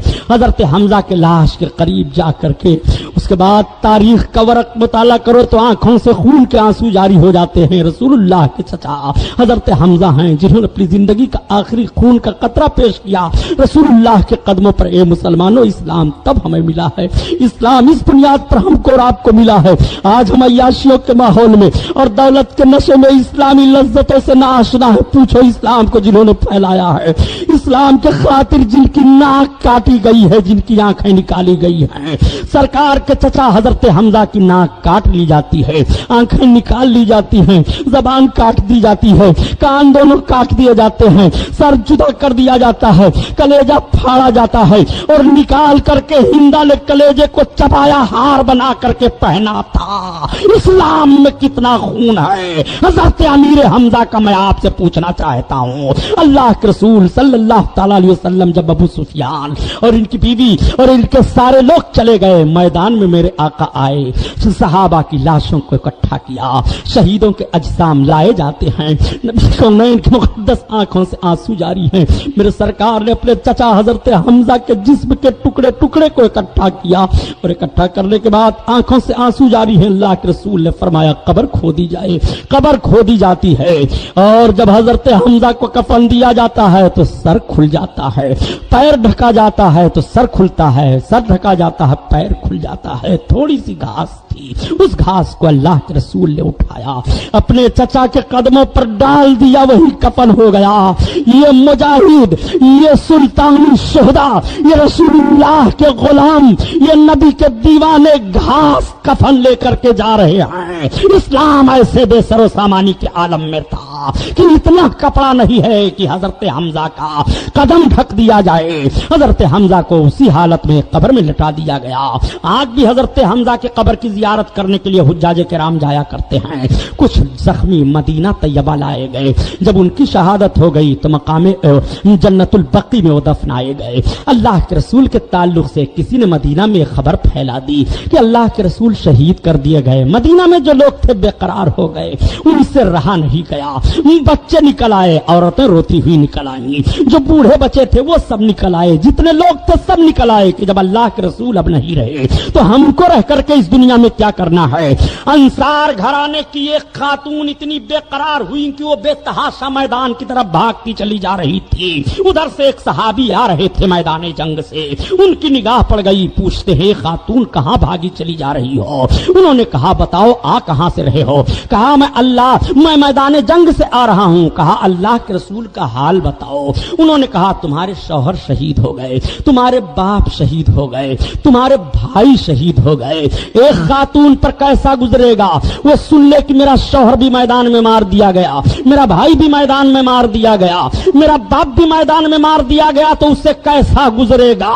खातून ने पूछा, मुजाहिद, मैंने मान लिया कि मेरा भाई शहीद किया गया, मेरा बाप शहीद किया गया, मेरा शौहर शहीद किया गया, मगर ये तो बताओ मेरे आका का हाल क्या है? उन्होंने कहा, अल्हम्दुलिल्लाह सरकार सही और सलामत हैं। तब तक खातून ने कहा, जब आका सलामत है तो हमारे लिए सारा जहान सलामत है, हमारे लिए सब सलामती ही सलामत है। इसीलिए तो आला हजरत अजीमुल बरकत फरमाते हैं, उनके निसार कोई कैसे ही रंज में हो, जब याद आ गए हैं सब गम भुला दिए हैं, सब गम भुला दिए हैं, जब याद आ गए हैं, जब याद आ गए हैं, सब गम भुला दिए हैं, सब गम भुला दिए हैं। दरूद शरीफ पढ़ो, अल्लाहुम्मा सल्ली अला सय्यदना मौलाना मुहम्मदिन मादनिल जूद वल करम व अला आलिहि बारिक व सल्लिम सलातो व सलाम अलैका या रसूल अल्लाह। आहर इस्लाम तेरे चाहने वाले ना रहे, जिनका तू चाहत था अफसोस वो हाले ना रहे। आप जरा मुलाहजा फरमाइए रसूल कौनैन सल्लल्लाहु अलैहि वसल्लम की मुकद्दस सीरत। एक मसला यहीं पर और हल कर दूं ताकि आप उसमें आपकी मालूमात में इजाफा हो जाए, आपका ईमान ताजा हो जाए। एक बहस बहुत जबरदस्त की जाती है, साहब तुम बुजुर्गों की खबरों पर जाते हो, हाँ, खबरों पर फातिहा पढ़ते हो, हाँ, उनकी जियारत करते हो, हाँ, वो किसी अल्लाह के वली के कब्र पर चादर भी डालते हो, हाँ। साहब ये बिदात है, बहुत बड़ा नाजायज काम है। आला हजरत अजीमुल बरकत से जब पूछा गया कि किसी वली के कब्र पर चादर डालनी कैसी है, तो आप फरमाते हैं, इजहारे अजमत के लिए अल्लाह के वली के कब्र पर एक चादर डाल देनी काफी है, बकिया मनो चादरों की कीमतें गरीबों और फकीरों में तकसीम कर दी जाएं। यह है मसलक के आला हजरत। मुजावरों ने खून कर दिया है मसलक के आला हजरत का। मसलक के आला हजरत तो जरा देखो, आकाए करीम सल्लल्लाहु ताला अलैहि वसल्लम के शहदाइयों पर इतराज किया जाता है कि कब्रों के पास क्यों जाते हो। अब पता यह चला कि लाओ सरकार की सीरत देखी जाए, लाओ नबी कौनैन की 63 साल जिंदगी मुताला किया जाए। क्या नबी भी कब्रों पर गए हैं मोमिनीन के कि नहीं? क्या नबी ने भी मोमिनों के कब्रों के पर जाकर के उनके लिए दुआ की है कि नहीं? तो जन्नतुल बकी के कब्रस्तान में तो आका जाया ही करते थे, लेकिन कह सकते हो सरकार कभी कभी जाते थे, दिन तो कोई मुतय्यन नहीं था। लेकिन आओ ये मकाम ओहद है, जिस रोज ओहद की लड़ाई हुई थी, जब साल में वो दिन आता था तो अल्लाह के रसूल उस दिन ओहद में तशरीफ ले जाते थे और ओहद के शहीदों के लिए मगफरत की दुआ मांगते थे। पता ये चला कि शहीद की कब्र पर जाना उसके शहादत की दिन ये रसूलुल्लाह की सुन्नत है, ये रसूलुल्लाह का तरीका है। ये सरकार शुहदाए ओहद की कब्रों पर जाया करते थे। हदीस की किताबों को पढ़ो और देखो सरकार की यह हदीस है कि नहीं। सुभान अल्लाह। नारे तकबीर, नारे रिसालत, मज़हब इस्लाम, मसलक आला हजरत अल्लामा सुबहानी साहब किबला। मौलवी साहब से पूछिएगा, मौलवी साहब हाँ जरा ये बताइए, सरकार शोहदाए ओहद की कब्रों पर साल में जाते थे? अगर कह दें नहीं तो हमारे पास आइएगा, और कहें कि हाँ तो कहिए तो फिर हमको शहीदों की कब्रों पर जाने से आप क्यों रोकते हैं? सरकार साल में शहीदों की कब्रों पर तशरीफ ले जाते थे, उनके लिए दुआए मगफरत किया करते थे। अल्लाह के रसूल सल्लल्लाहु अलैहि वसल्लम की सीरत जरा मुलाहजा फरमाओ। मेरे सरकार तशरीफ लाए, मदीना तैयबा पहुंचे, बहुत गमगीन है मुसलमान, उन्हें बड़ी फिक्र लगी हुई है कि हमें शिकस्त हो गई, हम आज जीती हुई जंग को शिकस्त में देख करके आ रहे हैं। घर घर मातम है, आंखों से आंसू बह रहे हैं। अल्लाह के हबीब पर वही नाजिल होती है, वला तहनु वला तहजनु व अंतुमुल आलौना इन कुंतुम मोमिनीन। तुम गम न खाओ, सुस्त न पड़ो, तुम ही कामयाब हो मोमिन अगर हो तो। इन कुंतुम मोमिनीन, तुम मोमिन हो तो कामयाबी तुम्हारे लिए है। इस बशारत को सुनने के बाद मुसलमानों का दिल भर आता है, उनके चेहरे पर इसमें हिलाल छाया हुआ था, गुलाब की तरह उनका चेहरा हो जाता है। रब की तरफ से बशारत सुनते हैं, कुरान में आयत नाजिल हो रही है, या अय्युहल्लज़ीना आमनू इस्तईनु बिस्सब्रि वस्सलात, हे ईमान वालो सब्र से मदद मांगो, नमाज से मदद मांगो, इन्नल्लाह मअस साबिरीन, अल्लाह सब्र करने वालों के साथ है। कुरान की आयत तिलावत करने के बाद सहाबा को सुकून मिल जाता है, सहाबा मुतमईन हो जाते हैं। अब आप जरा मुलाहजा फरमाइए, मदीना तैयबा में मेरे आका तशरीफ फरमा हैं, गिरदो नवाज से लोग फिर भी आ रहे हैं, इस्लाम का कलमा पढ़ रहे हैं, इस्लाम बढ़ता चला जा रहा है। इस्लाम को रोकने की बड़ी कोशिशें की जा रही हैं, तलवारों के जोर से कोशिशें की गई हैं, इस्लाम बढ़ता चला जा रहा है। मेरे सरकार निजाम इस्लाम और दस्तूर हयात भी मुरत्तब फरमा रहे हैं। मेरे सरकार ने मदीना तैयबा में इज्तिमा किया सहाबा का, और इरशाद फरमाया, मेरे सहाबा नमाज जमात से पढ़ते हो? अर्ज करते हाँ या रसूल अल्लाह हम पढ़ते हैं। आका इरशाद फरमाते हैं, जहां टाइम होता है, जिस मैदान में होता है, नमाज सहाबा जमात से अदा कर लिया करते हैं। नमाज के ऐलान के लिए कैसे क्या किया जाए, सहाबा से सरकार ने मशवरा किया। उस वक्त अजान नहीं थी। आज जो लोग नबी कौनैन की मुकद्दस सुन्नत से दूर भाग रहे हैं, वो जरा देखें, वो नमाज पढ़ें जो बगैर अजान वाली हो। सहाबा पहले बगैर अजान के नमाज पढ़ते थे। कुरान में कहीं हुक्म नहीं है कि पहले अजान दे लो तब नमाज पढ़ो। तुम्हारी माँ ने दूध पिलाया है, इतना इल्म है तो बताओ मुझे, कुरान में हुक्म दिया हो रब ने कि पहले नमाज पढ़ने के लिए अजान दे लो? वजू बनाने के लिए तो कुरान में हुक्म है, तहारत हासिल करने के लिए तो है, नमाज के औकात का तायुन तो किया गया है, वो है। लेकिन बताओ, नमाज की तैयारी करने के लिए नमाज का वक्त हो जाए तो अजान दो, ये कुरान में नहीं है। अल्लाह के रसूल सल्लल्लाहु ताला अलैहि वसल्लम ने सहाबा को मशवरा दिया। किसी ने अर्ज किया कि या रसूल अल्लाह, ऐसा किया जाए कि पहाड़ पर आग जलाई जाए, उस आग को देख करके लोग जमा हो जाएंगे। सरकार ने फरमाया, आग मजूस जलाते हैं। किसी ने अर्ज किया, या रसूल अल्लाह, ऐसा करें कि हम नाकूस बजाएं। आका करीम ने फरमाया, यह भी हमारे लिए मुनासिब नहीं है। नाकूस तो अपनी इबादत की करने के लिए अपने गिरजाओं में ईसाई बजाया करते हैं। किसी ने अर्ज किया कि या रसूल अल्लाह, हम घंटियां घड़ियाल बजाया करें। आका ने फरमाया, ये तो यहूदियों का तरीका है, हम ऐसा भी नहीं कर सकते हैं।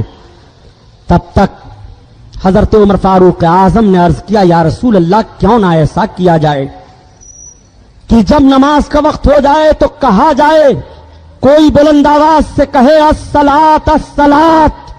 आका करीम सल्लल्लाहु अलैहि वसल्लम ने फरमाया, हाँ यह मुनासिब है। इसी पर बात तय हो गई। अल्लाह के रसूल सल्लल्लाहु अलैहि वसल्लम आराम फरमा होते हैं, सहाबा सोए। सरकार के एक सहाबी हैं, ख्वाब देखते हैं कि कोई कह रहा है कि इस तरह से अजान के अल्फाज कहो, अल्लाहु अकबर अल्लाहु अकबर अल्लाहु अकबर, अशहदु अल्ला इलाहा इल्लल्लाह, अशहदु अल्ला इलाहा इल्लल्लाह, अशहदु अन्ना मुहम्मदर रसूलुल्लाह, अशहदु अन्ना मुहम्मदर रसूलुल्लाह, हय्या अलस सलाह हय्या अलस सलाह हय्या अलल फलाह, और उसके बाद फिर ला इलाहा इल्लल्लाह अल्लाहु अकबर। इस तरह कोई मुझसे कह रहा है ख्वाब में। हजरत उमर फारूक आजम फरमाते हैं, यही ख्वाब मैंने भी देखा। तो जो पहले सहाबी गालबन हजरत ज़ैद इब्ने हारसा हैं या कोई और सहाबी हैं, वो उसी रात में उठ करके सरकार की बारगाह में दौड़े दौड़े आए और सरकार को बेदार किया, अर्ज किया, या रसूल अल्लाह, मैंने ये ख्वाब देखा है, कोई कह रहा है कि नमाज के लिए ऐसे ऐलान करो, अल्लाहु अकबर अल्लाहु अकबर अल्लाहु अकबर। اور پوری اذان یہ پڑھ گئے. سرکار بے حد خوش ہوئے. میرے آقا کی خوشی کی انتہا نہ رہی. جیسے سفیدہ سحر نمودار ہوا, سرکار نے حضرت بلال کو بلایا. بلال, سرکار نے ان صحابی کو جنہوں نے خواب دیکھا تھا بھیجا, کہا جاؤ بلال کو تم بتاتے جاؤ اور یہ زور زور سے وہ الفاظ دہراتے جائیں گے. حضرت بلال گئے اور حضرت بلال رضی اللہ تعالیٰ عنہ نے اذان دینا شروع کیا. یہ صحابی بتا رہے ہیں, حضرت بلال الفاظ کو دہراتے چلے جا رہے ہیں. تب تک حضرت عمر رضی اللہ تعالیٰ عنہ سنتے ہیں. وہ بیدار ہو کر کے دوڑے دوڑے سرکار کی بارگاہ میں آئے اور عرض کرتے ہیں یا رسول اللہ, ہو بہو یہی خواب میں نے بھی دیکھا ہے, مگر رات میں یا رسول اللہ ادب کی بنیاد پر نہیں آیا کہ میرے آقا کے آرام میں خلل نہ پڑ جائے. حضرت فاروق اعظم نے تائید کی. صحابہ کو بڑی خوشی ہوئی. اذان کے الفاظ متعین کر دیے گئے. بلند آواز سے اس طرح سے نماز کے لیے اعلان کیا جائے. لغت میں اذان کے معنی ہی ہوتے ہیں اعلان کرنا, کسی چیز کے ادا کرنے کے لیے اعلان کرنا. یہ لغت میں اذان کا معنی ہی ہوتا ہے. اذان اسی لیے اس کو کہا جاتا ہے کہ نماز کے لیے اعلان کیا جاتا ہے. یہ قانون مدینہ طیبہ میں اللہ کے رسول صلی اللہ علیہ وسلم نے مرتب فرمایا. اذان دی جانے لگی. میرے سرکار صلی اللہ علیہ وسلم نظام اسلام نظام حیات دونوں مرتب کرتے چلے جا رہے ہیں. اللہ کے حبیب صلی اللہ تعالیٰ علیہ وسلم کی بارگاہ میں فوج در فوج لوگ داخل ہو رہے ہیں, اسلام میں آ کر کے شریک ہو رہے ہیں. آج فلاں قبیلہ کے لوگ آئے ہیں اسلام قبول کرنے کے لیے, آج فلاں قبیلہ کے لوگ آئے ہیں اسلام قبول کرنے کے لیے, آج فلاں قبیلہ کے لوگ آئے ہیں اسلام قبول کرنے کے لیے. ادھر تو اسلام کی تبلیغ ہو رہی ہے. اللہ کے رسول صلی اللہ علیہ وسلم صحابہ کی معیشت کو مضبوط فرما رہے ہیں. میرے سرکار جب ہجرت فرما کر کے آئے تو مہاجر جو صحابی تھے وہ سب چھوڑ چھاڑ کر کے مکہ سے آئے تھے. کسی کے پاس کچھ نہیں تھا. مدینہ طیبہ کے انصار کو سرکار نے اکٹھا کیا اور ایک دوسرے کا بھائی بنا دیا. تم اپنے مال تجارت سے آدھا انہیں دے دو. اگر کسی کے پاس 2 بیویاں ہیں تو ایک کو طلاق دے دو, ایک کو رکھو, ایک کو اپنے بھائی کو دو. اگر تمہارے پاس 4 مکان ہیں تو اپنے بھائی کو دے دو. مواخات میرے سرکار نے قائم فرما دیا. ایسی مثال کون پیش کرے گا؟ وہ مہاجر تھے, گھر بار سب چھوڑ چھاڑ کر آئے تھے, گھبراہٹ ہو رہی تھی. لیکن جب اللہ کے رسول نے بھائی چارگی کی رسی میں جکڑ دیا تو صحابہ کا جوش بڑھ جاتا ہے. ان کی معیشت مضبوط ہوتی چلی جا رہی ہے, وہ مضبوط ہوتے چلے جا رہے ہیں. اللہ کے رسول صلی اللہ تعالی علیہ وسلم کی بارگاہ میں جب آپ ہجرت فرما کر کے آئے تو 7 مہینہ کے بعد حضرت عائشہ صدیقہ رضی اللہ تعالیٰ عنہ کی رخصتی ہوئی. وہ بارگاہ رسالت میں پہنچے. مدینہ طیبہ میں میرے سرکار جب ہجرت فرما کر آئے تو یہودی ایک بات اور مشہور کر دیے تھے. معلوم ہے, یہودیوں نے کہا کہ مسلمانوں کی عورتوں پر ہم لوگوں نے جادو کر دیا ہے, اب ان کی عورتوں کو بچے نہیں پیدا ہوں گے. تو سب گھبرا گئے معاذ اللہ رب العالمین. ذہن میں وسوسہ آنے لگا. ان لوگوں نے کہا ہم لوگوں نے جادو کر دیا ہے, ان کی عورتیں آقرا ہو گئی ہیں, بانجھ ہو گئی ہیں, بچے نہیں ہوں گے. اللہ اکبر. حضرت عبداللہ ابن مسعود رضی اللہ تعالیٰ عنہ ہیں, ان کی پیدائش پہلے ہوتی ہے. جب یہ پیدا ہوئے تو صحابہ نے نعرہ لگایا, سب سے پہلے ہجرت کے بعد ان کی ولادت بسعادت ہوتی ہے. ماں گود میں لے لیتی ہیں, سرکار کی بارگاہ میں لا کر کے حضرت عبداللہ کو پیش کر دیا. یا رسول اللہ, میرا بچہ ہے. آقا نے اپنی گود میں لے کر کے سینے سے لگا لیا. کھجور منگایا, سرکار نے اس کو اپنے منہ میں رکھ کر کے چبایا اور جب خوب نرم ہو گیا کھجور تو سرکار نے عبداللہ کے منہ میں ڈالا اور اپنا لعاب شریف ڈالا اور سرکار نے سر پر ہاتھ پھیرا, برکت کی دعائیں دے دی. پتہ یہ چلا یہیں سے نظام حیات مرتب ہو رہا ہے کہ اگر کسی کے گھر کوئی بچہ پیدا ہو تو سب سے پہلے کسی صالح اور نیک آدمی کا جھوٹا اس کے منہ میں ڈالا جائے تاکہ اس کا اثر پڑے. رسول اللہ نے اپنے دہانے پاک سے ان کے منہ میں کھجوروں کو کوچ کر کے ڈالا تھا اور حضرت عبداللہ کے پیٹ میں سب سے پہلے جو غذا جاتی ہے وہ رسول اللہ کا لعاب شریف ہے اور سرکار کے دہانے مبارک سے نکلے ہوئے کھجور نرم نرم ہیں. وہ سرکار کا دہنے پاک, اللہ اکبر, جس کے تعلق سے اعلیٰ حضرت فرماتے ہیں وہ دہن جس کی ہر بات وہی خدا یا رسول اللہ, وہ دہن جس کی ہر بات ذات وہی خدا اور چشمہ علم و حکمت پہ لاکھوں سلام لاکھوں سلام۔ دستور حیات میرے سرکار نے مرتب فرمایا کہ نہیں؟ کیا آج آپ کے گھر میں جب بچہ پیدا ہوتا ہے تو صالح آدمی کو تلاش کر کے یہ طریقہ ادا کرتے ہو کہ نہیں؟ رسول اللہ کا فرمان ہے، میرے سرکار نے عمل بھی کیا کہ جب حسن و حسین پیدا ہوئے تو ایک کان میں اذان دی جاتی ہے، دوسرے کان میں تکبیر کہی جاتی ہے، بال اتار کر کے عقیقہ کیا جاتا ہے، صدقہ کیا جاتا ہے۔ رسول کونین نظام حیات بھی مرتب فرما رہے ہیں، نظام اسلام بھی مرتب فرما رہے ہیں۔ اللہ تعالیٰ نے قرآن میں فرمایا قل یا ایھا الناس انی رسول اللہ علیکم جمیعا، اے محبوب تم فرما دو میں ساری کائنات کے لیے رسول بن کر آیا ہوں۔ میرے آقا ساری کائنات کے لیے رسول بن کر آئے ہیں۔ ہندوستان کے لوگ بھی سوچیں جو کلمہ نماز روزہ قرآن کی مخالفت پر ہر دم اڑے رہتے ہیں، مسجدیں نہ بنائی جائیں پوری طاقت یہ لگاتے ہیں، مسجدیں نہ بنائی جائیں حالانکہ مسجدیں تعمیر ہو رہی ہیں، قرآن نہ پڑھا جائے حالانکہ قرآن پڑھا جا رہا ہے، اسلام نہ پھیلے اسلام پھیلتا چلا جا رہا ہے، جہاں دیکھیے وہی اسلام بڑھتا چلا جا رہا ہے۔ اسلام کی فطرت میں قدرت نے لچک دی ہے، یہ اتنا ہی ابھرے گا جتنا اسے دباؤ گے۔ رسول اللہ صلی اللہ تعالی علیہ وسلم اسلام کی نشر و اشاعت مدینہ کی سرزمین پر کر رہے ہیں۔ پھر تیسری جنگ کون سی ہوئی؟ ذرا جنگوں کا نقشہ تو آپ سامنے رکھیے۔ اسی لیے میں نے عرض کیا کہ خدا کی قسم 63 سالہ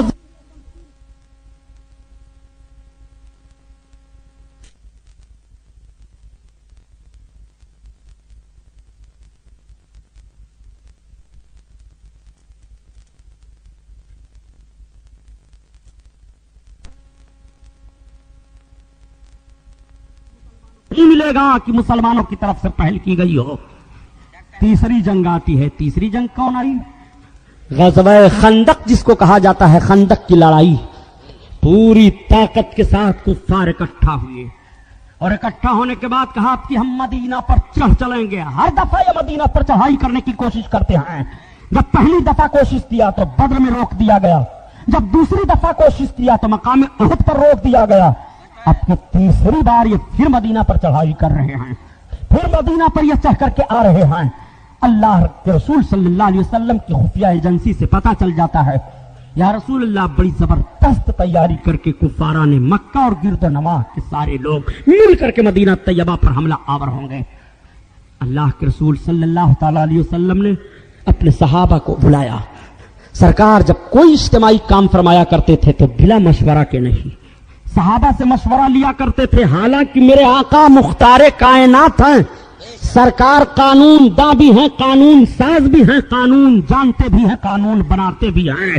جو قانون جس کے لیے سرکار مرتب فرما دے یا جس بات کے لیے حکم دے دیں، کوئی صحابی اس بات کے انکار کے لیے اپنی زبان نہیں کھول سکتے ہیں دربار رسالت میں، مگر رسول اللہ صلی اللہ علیہ وسلم طریقہ زندگی عطا فرما رہے ہیں کہ اجتماعی شکل میں کوئی کام تمہیں کرنا ہے تو مشورے سے کیا کرو۔ اللہ کے رسول اپنے صحابہ سے مشورہ فرما رہے ہیں۔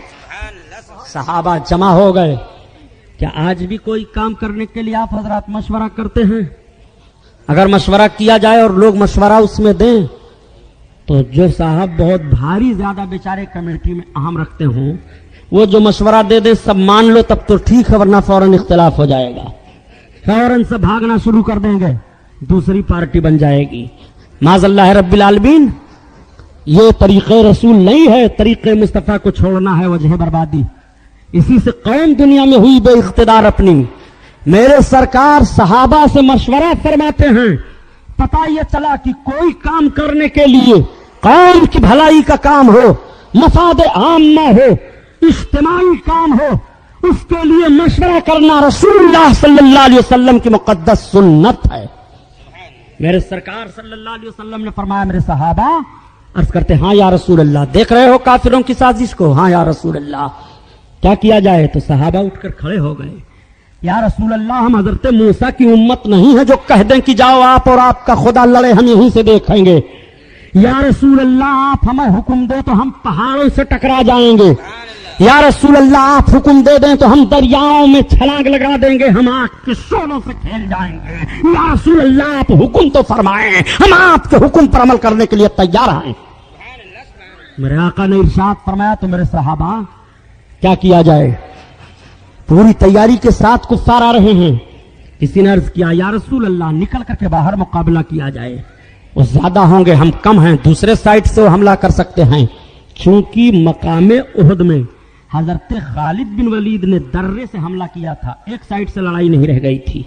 اللہ کے رسول صلی اللہ علیہ وسلم نے سوچا کہ کفاران مکہ اور گرد و نواح کے کافر بھی جنگی مہارت رکھتے ہیں, ہم ایک سائڈ سے اقلیت میں ہیں نکل کر کے حملہ کریں گے.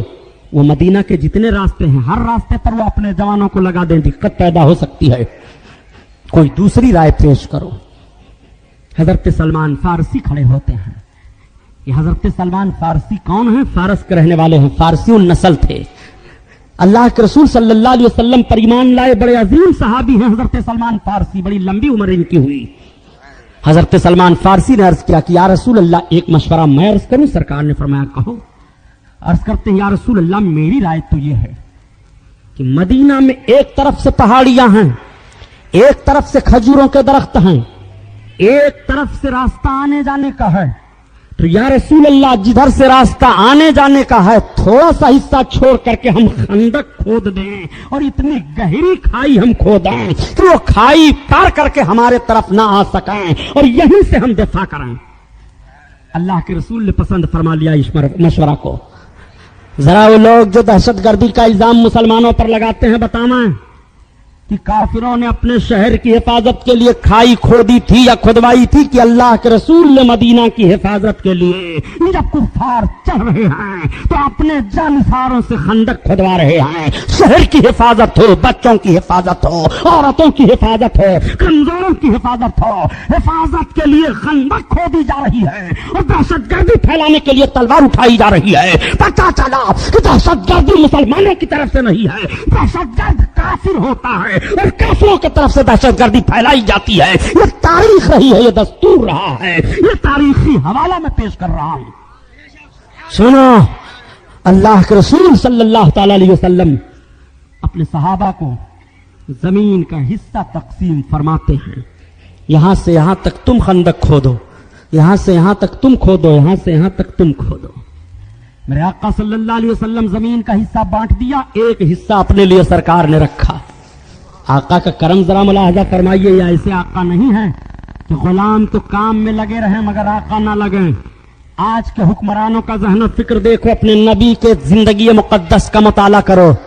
اللہ کے رسول نے بھی اپنے حصے کے لیے زمین کو لے لیا. صحابہ کو حکم ہو گیا کھودو, سارے لوگ پھاوڑا لے کر کے اور زمین کھودنے کے سامانوں کو لے کر کے زمین کی کھدائی کرنا شروع کر دیے. ناپ ناپ کر کے زمین کھودی جا رہی ہے. ایک صحابی بہت بھوکے ہو گئے, ان کے پاس کچھ کھانے کے لیے نہیں تھا. ان کی بچی ان کے پاس آئی, تھوڑا سا کھجور لے کر کے آئی.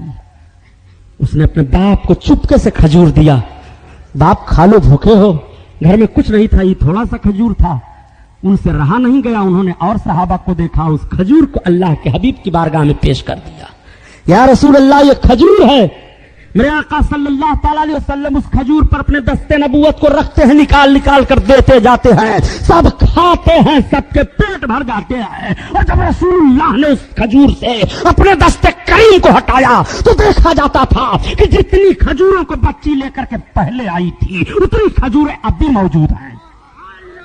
کہاں کہاں دیکھو گے اپنے سرکار کو جو رسول وطن اور شہر کی حفاظت کے لیے خندق کی کھدائی کروا رہے ہیں, وہ میرے آقا اپنا کریمانہ حال اور اپنا اختیار بھی تو دکھا رہے ہیں. نبی کی بارگاہ میں کسی چیز کی کمی نہیں.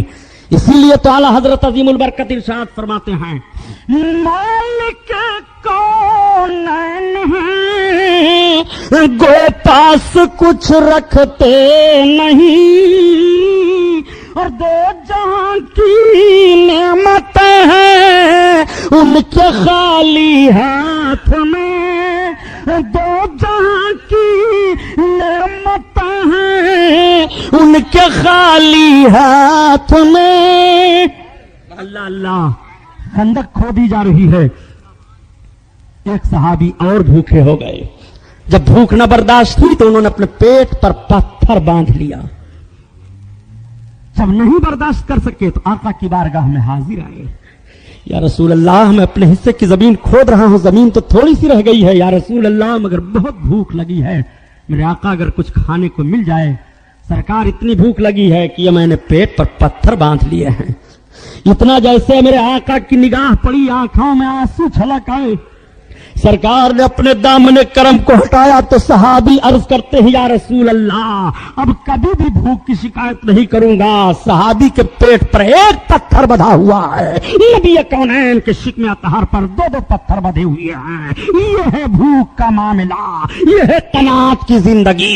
इसीलिए तो आला हजरत अजीमुल बरकत फरमाते हैं कि सुनो अपने आका सल्लल्लाहु ताला अलैहि वसल्लम की जिंदगी सुनो कि मिल्कियत मेरे सरकार की है, मगर आप कनात किस तरह से फरमा रहे हैं। कुल जहां मिल्क और जौ की रोटी ग़िज़ा, उस शिकम की कनात पे लाखों सलाम, लाखों सलाम।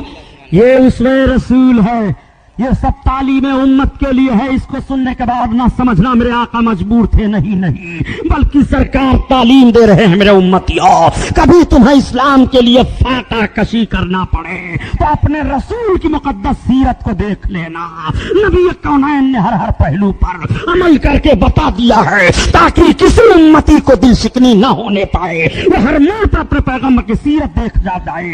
मैदान में हो तो नबी की सीरत देख ले, अपने मकान में हो तो नबी की सीरत देख ले, तजारत के माहौल में हो तो नबी की सीरत देख ले, मुल्क की हिफाजत में हो तो नबी की सीरत देख ले, दुश्मन के मुकाबले में हो तो नबी की सीरत देख ले।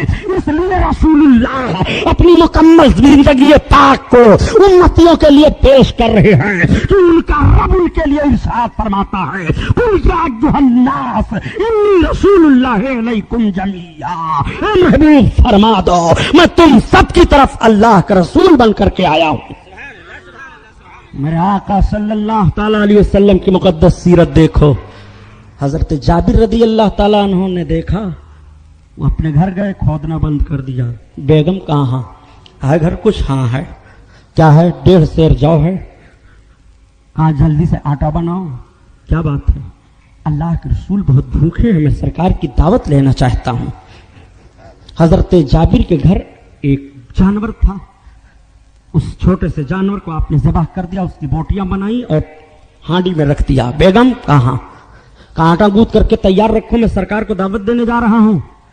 आपकी बीवी ने कहा, तो जमीन खोदने वाले तो काफी हैं साहबा, और हमारे घर 1.5 सेर ही जौ का आटा है, गोश्त तो आप ही बना रहे हैं, जरा देख करके जाइएगा, दावत दीजिएगा। इसलिए कि औरत का मिजाज होता है कि घर के खाने की तारीफ हो तो औरत खुश होती है, घर में खाने की कमी हो जाए तो दिक्कत औरत को होती है, बेइज्जती उसकी होती है। ये औरत की फितरत है।